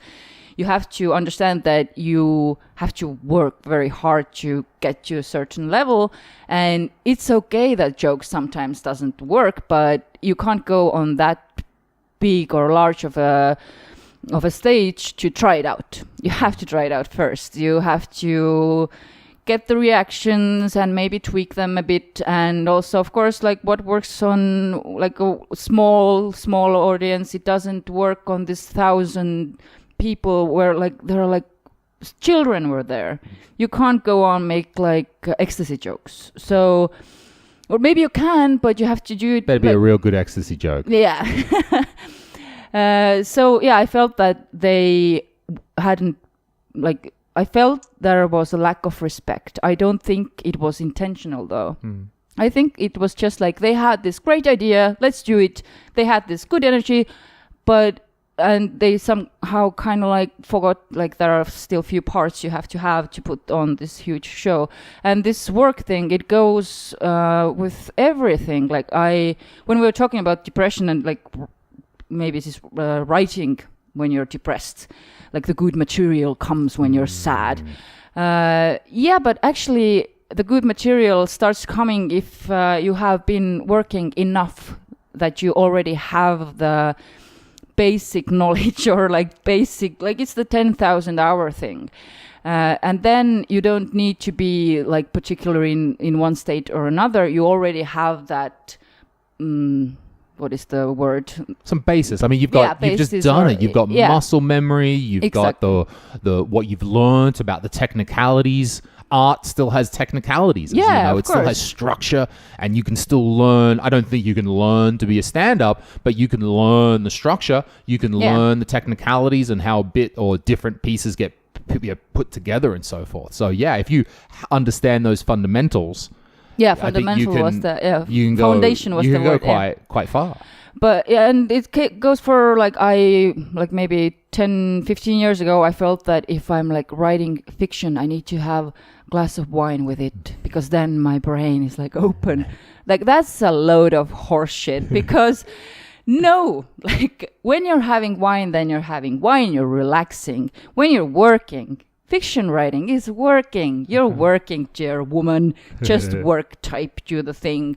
And also fiction, always, like I always go with a structure. I like line the different points in the story I want to get to. And if you have the structure, you have the knowledge how to get there, then of course you need to have some talent. But I believe like everyone can write, for example. You just have to work. I also believe I don't have a very good singing voice, but I can still sing with other people, for example, who help me. And if I like work with my voice, I will never be a singer because I can't do it on my own. I don't have the talent, but I will have basic like the mechanics. I think it's the same with comedy. People ask me, is a comedian born? Or can you make? Or how do you do that? I think that there is an X factor to being a comedian, to being a stand-up comedian, that is a real complex whole kind of thing, that maybe to be one of the greats or to maybe to really make it your career,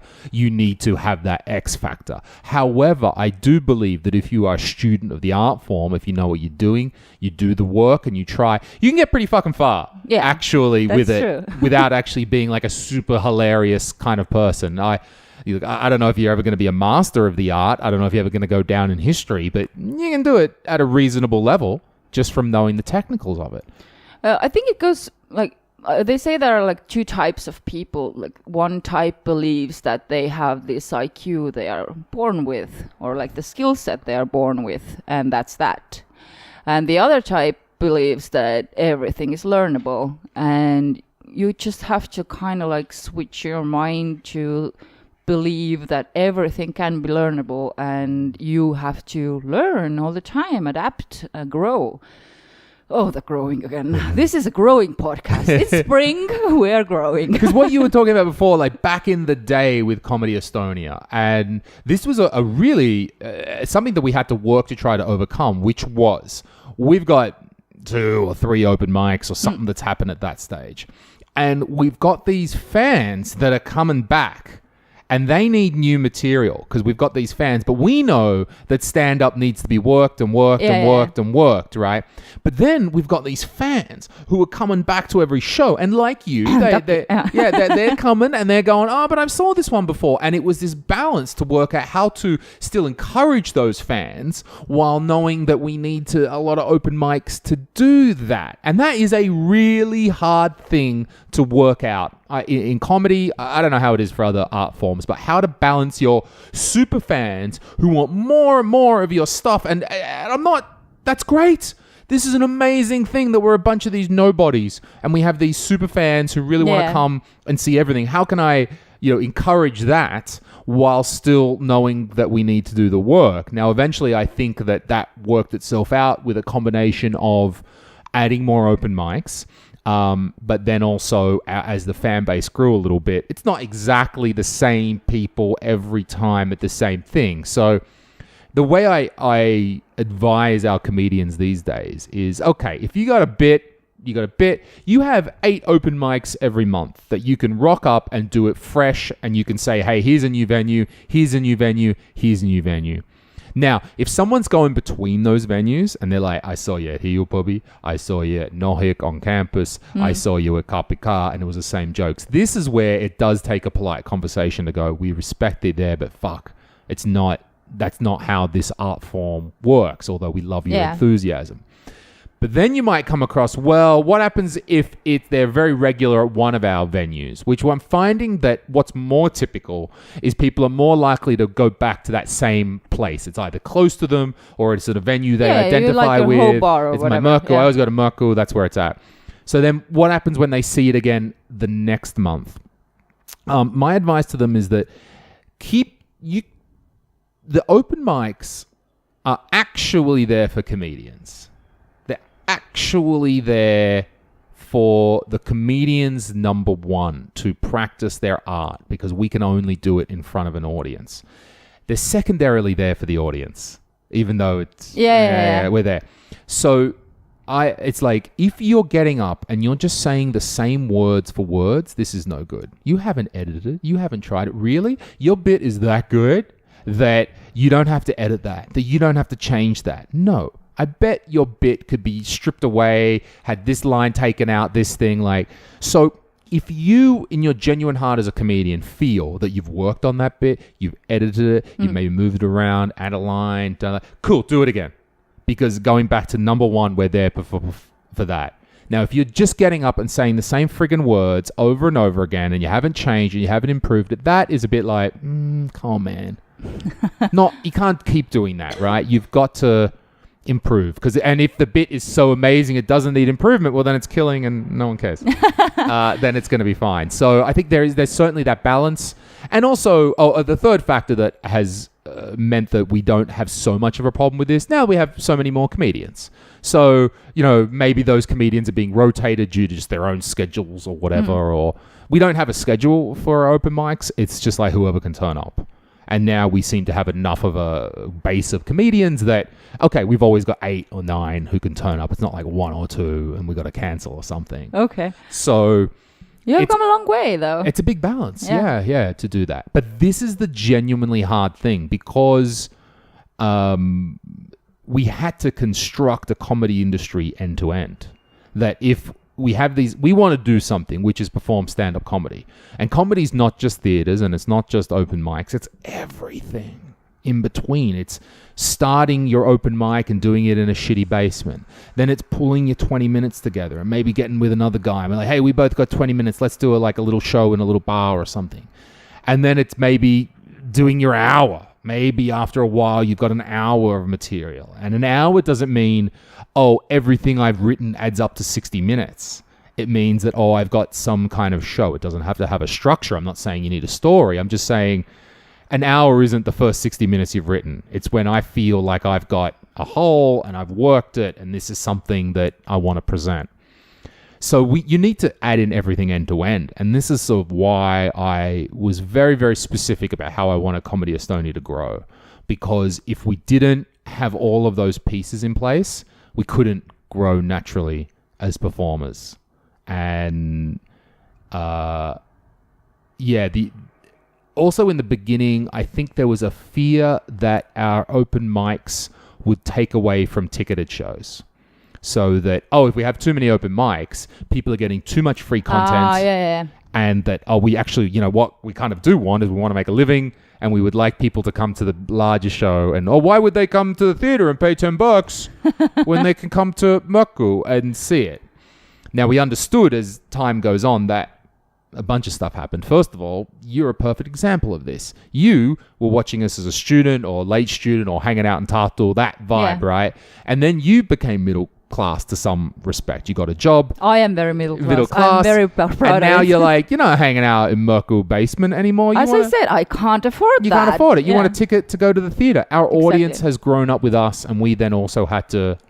And now we've understood that our open mics don't take away from our ticketed shows. They add.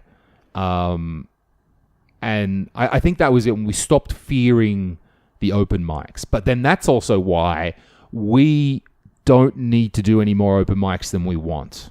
It's like, why don't we do more? No, because we're actually quite happy with this. Or, we're looking at a venue, and we're looking at a new venue, and this new venue is a really big outdoor venue. And they're like, it's perfect for summer.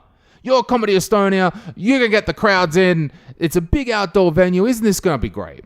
And I'm like, yeah, we do. That is a possibility. We know how to do that. But that's not open mic. That's not actually... I think we're going to be disappointing this venue owner. We don't want to do their super large outdoor space in the middle of summer. Actually, all we want to do is a small little terrace, a couple of speakers, do our jokes to those people in front of us. There's not a... we don't have an inspiration to make the open mics larger and larger. If the goal is number one for comedians, well, then actually 100 people is more than enough. I have no inspiration to turn that from 100 into 200 seats. Which is also specifically why we created the show at Ykskøik. So we have the Ykskøik show, which is called Underground Open Mic. And I didn't call it I didn't put the venue name after it. I called it Underground. Specifically, I wanted to give it a feeling.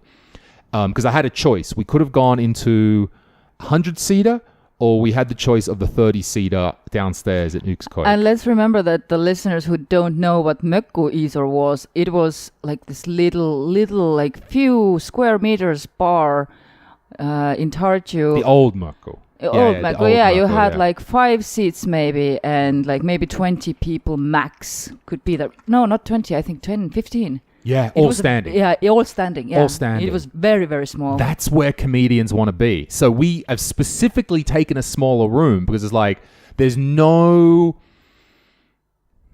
growth in just doing another huge outdoor festival thing. Yeah, that's super fun. Yeah, isn't that great? Look at us. But there's not a growth what we're looking for. We want to test material. I want to put some new performers on or something like that. So we've specifically chosen Ykskøik because it's a much smaller venue, and that I think people are going to get a different experience in that venue than they're going to get seeing us 200 people in an outdoor place or something like that. I think I can like maybe find a parallel here with my work. First of all, is like I can write something very, very good, or like very like something that clicks very well, but it's I see the counter going red, and there's this like adrenaline maybe, or like this counter. What counter? Like the counter that shows how many people have read it. Okay, yeah. So there's like this reward, but when I'm doing my podcasts, or when I'm like speaking to whoever, like my friends or my people in bars, then like I get, when I'm like maybe saying the same thing, that, oh, do you know that this interesting thing has happened in the world? That's way more different. And of course, like I get my ideas, what to write about, like usually some like from conversations that I share something interesting, like, oh, what do you think? Is that interesting to you as well? And then, oh yeah, okay, then I can write about it and see that it gets like larger crowds. But the other thing is like turning back to the how the material, you have to edit it. I have been a public speaker as well, and I was just talking to my friend Andra Teede, who is a scriptwriter for Õnne 13, but also she's a director and poet. So she also like goes to like just very many of those public speakings. And when I started it, I had this whole speech, like 2 A4s. I had everything, my story, because it's usually the same, like go tell us your blogger story, and like your whatever like lessons you got from there. And then I was like, I had this, I tried to memorize it, but when you start speaking, you see how, like, what is actually natural to you, how the story, what parts are more interesting to people, where you can, like, pull some laughter, like, where to pause. And then it went from 2 A4s to a few slides. And then now I don't even need the slides anymore, because, like, I have everything, so I have practiced a lot. So yeah, it's kind of similar. You have to edit yourself. It's... in journalism, of course, you have to literally edit yourself. But in communication as well, I think if you want to be understood, you have to like know how to like convey your message. But also, if you're like entertainer at heart, as I am, like I want to make people laugh. Like when I like my podcasts, I use for that, like, which is it's always like also been like a bit weird, because people don't actually know what podcasts are. And when we're doing the true crime podcasts, they're listening because they think it's a serious topic. It is a serious topic, but we're cracking jokes as well. And then they get offended. So like first episodes were like, they don't know who I am. Tell us about that. That's very interesting. So someone's listened to your podcast. Yeah, the crime one. The crime one. Yeah, the thinking crime it's a serious journalism. Uh-huh. It's not, because podcast is different art form. And yeah, I got some feedback that it's very disrespectful of me to laugh. And then I replied to each one saying that I'm not trying to disrespect any victims or like families of victims. But at the same time, you have to understand that we also like talked about this, that policemen also, like it's very dark what they do. They have to have humor. It's like they are protecting themselves. It's the way to relieve the pressure. And humor is very, very human. It's very important in that line of life as well. So yeah, I'm sitting there with like 2 police officers in this small room. You know the room, you have been there. And we are cracking jokes. Sometimes when it like, because like you kind of, we're human. When you explain it, do people seem to get it? Or what? I don't know. I haven't had any more feedback. It was after the first show. So I think that they either finished listening or like stopped listening, which is fine. You don't have to like me. You don't have to listen. And then maybe some people, they now maybe understand better what it is. That it is a personal So there's show. still some education of your audience there. Of course. Is that because also this podcast is going out via Postimees channel, so it's getting to a more mainstream audience who may not understand these different forms of communication? But I have understood that the podcast audience in Estonia is growing.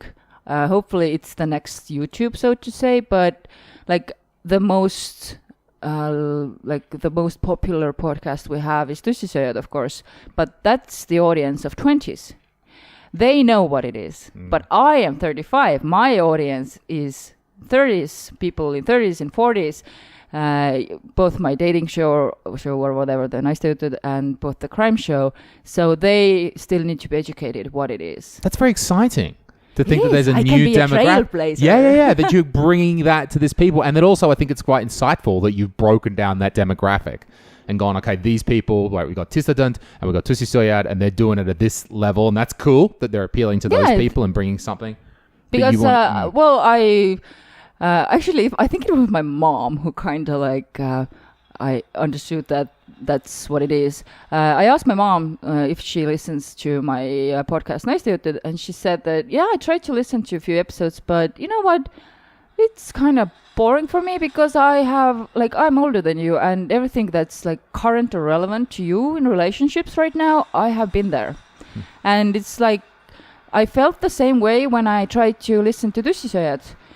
And that was the same for me. I was like, I get why it's funny. I get why it's interesting, but it's not interesting for me anymore because everything that they're talking about, it's so, I'm done with that. Oh, yeah. Yeah, I'm done those with guys that. are insane. They're retarded. But also the problems the writers are like, or the people are writing them about. It's like, I had the same problems, but it's done for me now. I don't, it's boring for me. So it's kind of like, it's the same and it's okay. It's very interesting to try to define the audience. Like who do you think is the audience of this podcast? Because I'm trying to work it out as well. I think probably industry people, Yeah, a little bit. I'm using the industry thing as a frame to start off with. Because I think at first it's a little bit like, well, you want to do a podcast? You want to broadcast? It's like, why? What's your thing? What's your topic? What's your area? And I'm sort of trying to use the industry as a start.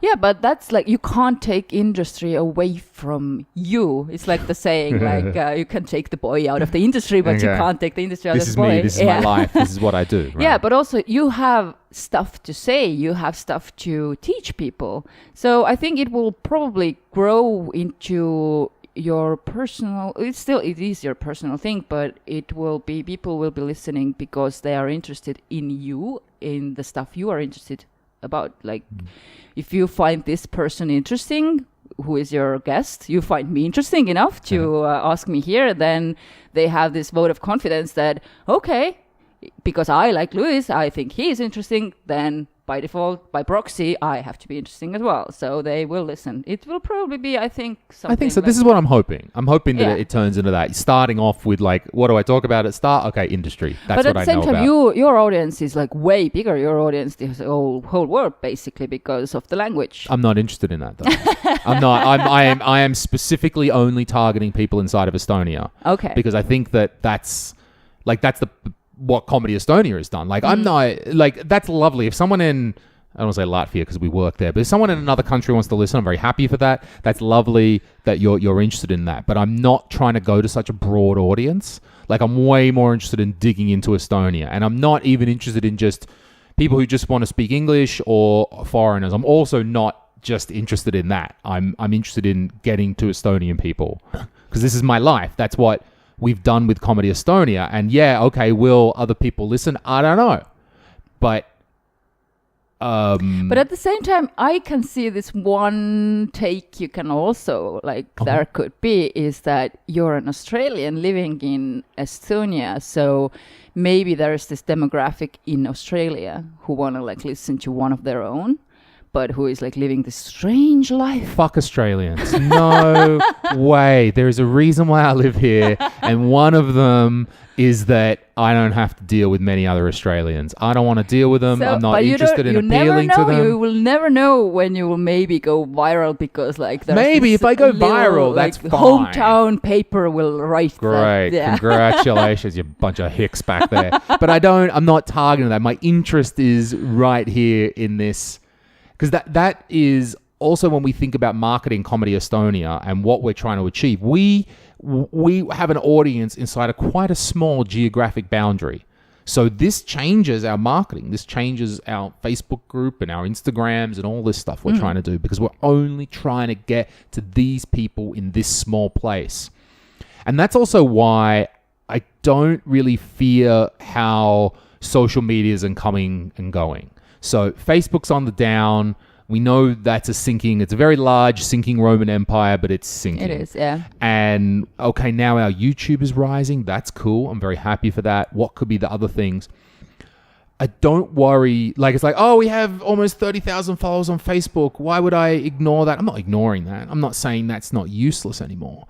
But because our fans exist within a small geographic area, they're genuine fans. They'll follow us now, whatever platform is. They'll just want to, whatever the next thing everyone talks on, that's where we'll talk to them on. I'm not worried now about giving up that amazing 30,000 Facebook page, which has helped us. No, look, it helped us sell shows. It helps us do what we want to do. I love it in that way. But I don't fear it going away anymore because we walk out in the street and yell for a little bit. Some people, maybe that's it because we're not exclusively online content creators. Our core is live shows. And that we have designed this system so that no one can take that away from us. Yeah, I'm thinking, like, my thinking is very online. Like, right, yeah, sure. So yeah, this is why I kind of like my brain automatically start to find this like, oh, how would I sell that as a news to these people? So yeah, this is where we differ a lot. I guess so. And also the other part of this podcast is that I want to experiment. If my job is to lead this group of people and we're charting this unknown path, then if I want credibility, I need to be in there doing it as well. Like, yeah, in theory, I can work out that doing this podcast, then we're going to put the video on, then we're going to clip it, then we're going to do this, right? But it's way better if I actually do it. Yeah. If I'm actually in the middle of it, you know, if I'm still grinding out some open mics, if I'm still producing that, if I'm making clips, if I'm doing that, it's also another way of showing the way to everyone else who works at Comedy Estonia. Just, first of all, here's an example of it. And secondly, well, now I know because I was in the middle of it actually trying. Or is it that I really just want to be Joe Rogan? I think that's what it might just be. No. I think that's it. I'm justifying it in 20,000 different ways. But that's true. You have to... We get it back to the beginning with that. I think it's like the nice way to wrap it up is that you have to keep on doing what you do. You have to keep on putting the hours in. Grind away. Yeah, I love the grind. Yeah, because this is like, even though you have so much knowledge already, you still like, there's always room to grow. And like, this is why even though right now I'm also like, what's the word in English is like editorial head or like a department manager. Okay. I have like 30 people under me, but actually my job now is to lead. I should be the leader, and I try to be as good one as I can, and I am constantly learning so much. But I also need to still write. I need to find those. I need to bring the clicks home sometimes because I need to know what people Mama are needs reading. to bring the clicks home. Yeah. All right, Mama's in the house. She's going to show you kids how it's done. Yeah. But also for me, it's like a stress relief because this is like what happens is that I became a very, very. It's like this pyramid you're climbing, and I was like a very good specialist. I was at the top of my game, and then they promoted me, and then I kind of like fell down again because I am so young of a leader. I have no idea how to be a boss, and I'm just like starting all over again. So that was the hard part, to understand that you can be a specialist, like very, very good specialist, but now you're in the beginning again. So yeah, if you wanted to keep climbing the ladder, you also had to take on that leadership responsibility. Exactly. You need as well as being a specialist, being highly creative. Exactly. So yeah, I try to I need to be creative. I can't give that up. So I will always be creative. And I will always have those. This is why I have my podcasts as well. And this is why when I need to relax, I go and write about sex or like write some horoscopes or something, or like about royal family, because like I need this. But also I have a voice and I'm using it for important shit as well. But yeah, it's like, it was the understanding that even though I was one of the best, now I am like, at the beginning, it was very hard. But you're still well regarded for your art. It's just that now as a manager, or as a leader, sorry, is a better term, now you feel a little inferior. You're back to the start because you've not trained in leadership skills. I don't think I actually understood what happened. I kind of like, I was really trying to just like, be everything. Like I wanted to keep on writing. I wanted to do that. I wanted to do new things. And then at the same time, I kind of forgot that I'm there for the people.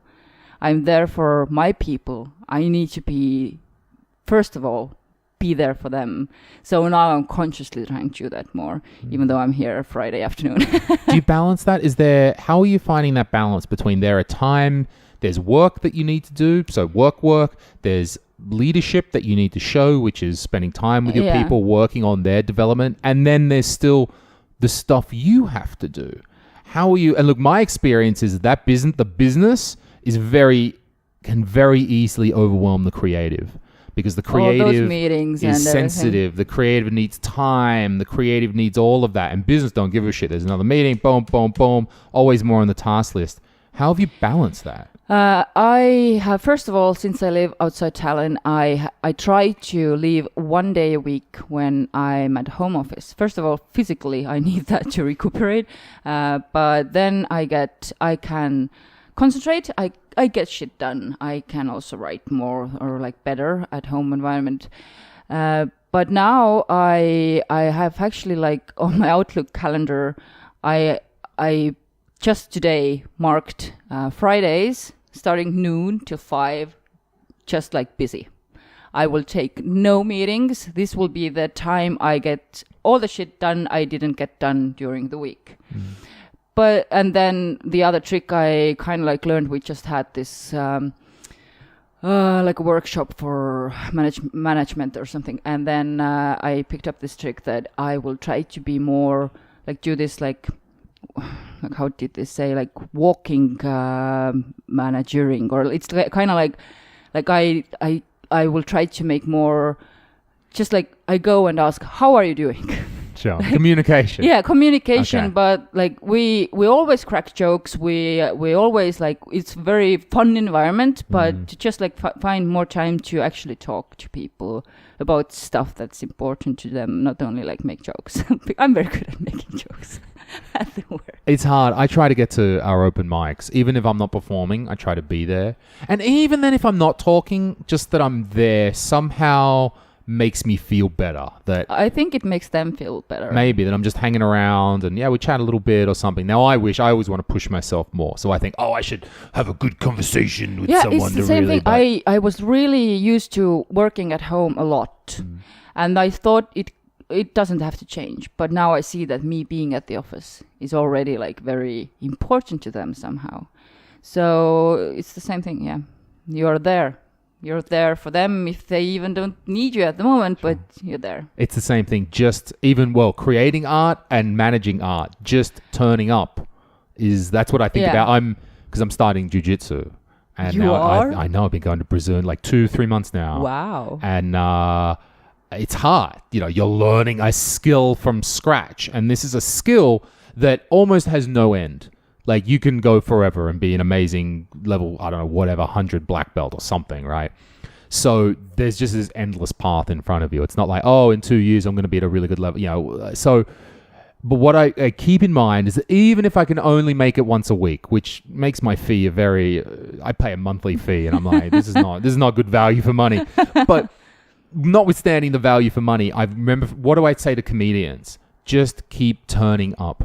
Just keep doing that. And now the caveat with that is, what did I say before? Like, don't just keep turning up doing the same fucking material that you've done the last 20 shows. So it does come with a balance, certainly. Yeah. But the first thing is, keep turning up. So as long as I keep turning up to class, that has to be a progression. That has to be something. So I'm trying to embrace that. Yeah, whatever your art is, just keep doing it. This podcast, 21. I know the number now. I remembered. It's 21? Just keep doing the podcast. Just keep doing it. Like people, often our comedians come to me and they go, "Oh, Lewis, I got this idea. There's gonna be this video, and we're gonna do this." And I'm like, "Hey, that's cool. Go and do it." But talk to me once you've done 10 of them. Don't talk to me after 2 or 3. You're still working it out. Get a number under your belt then. Because you've just got to do them. There's no substitute, I think, for that initial setup work. Yeah, there's no substitute for work. So that was this very That's where we're going to come to. Utilitarian podcast. Now, having said that, I think we're going to have to wrap it up because in 45, I've got to go do work. I've got to go. I'm teaching some Me too. startups I have my own podcast and it's edited. So.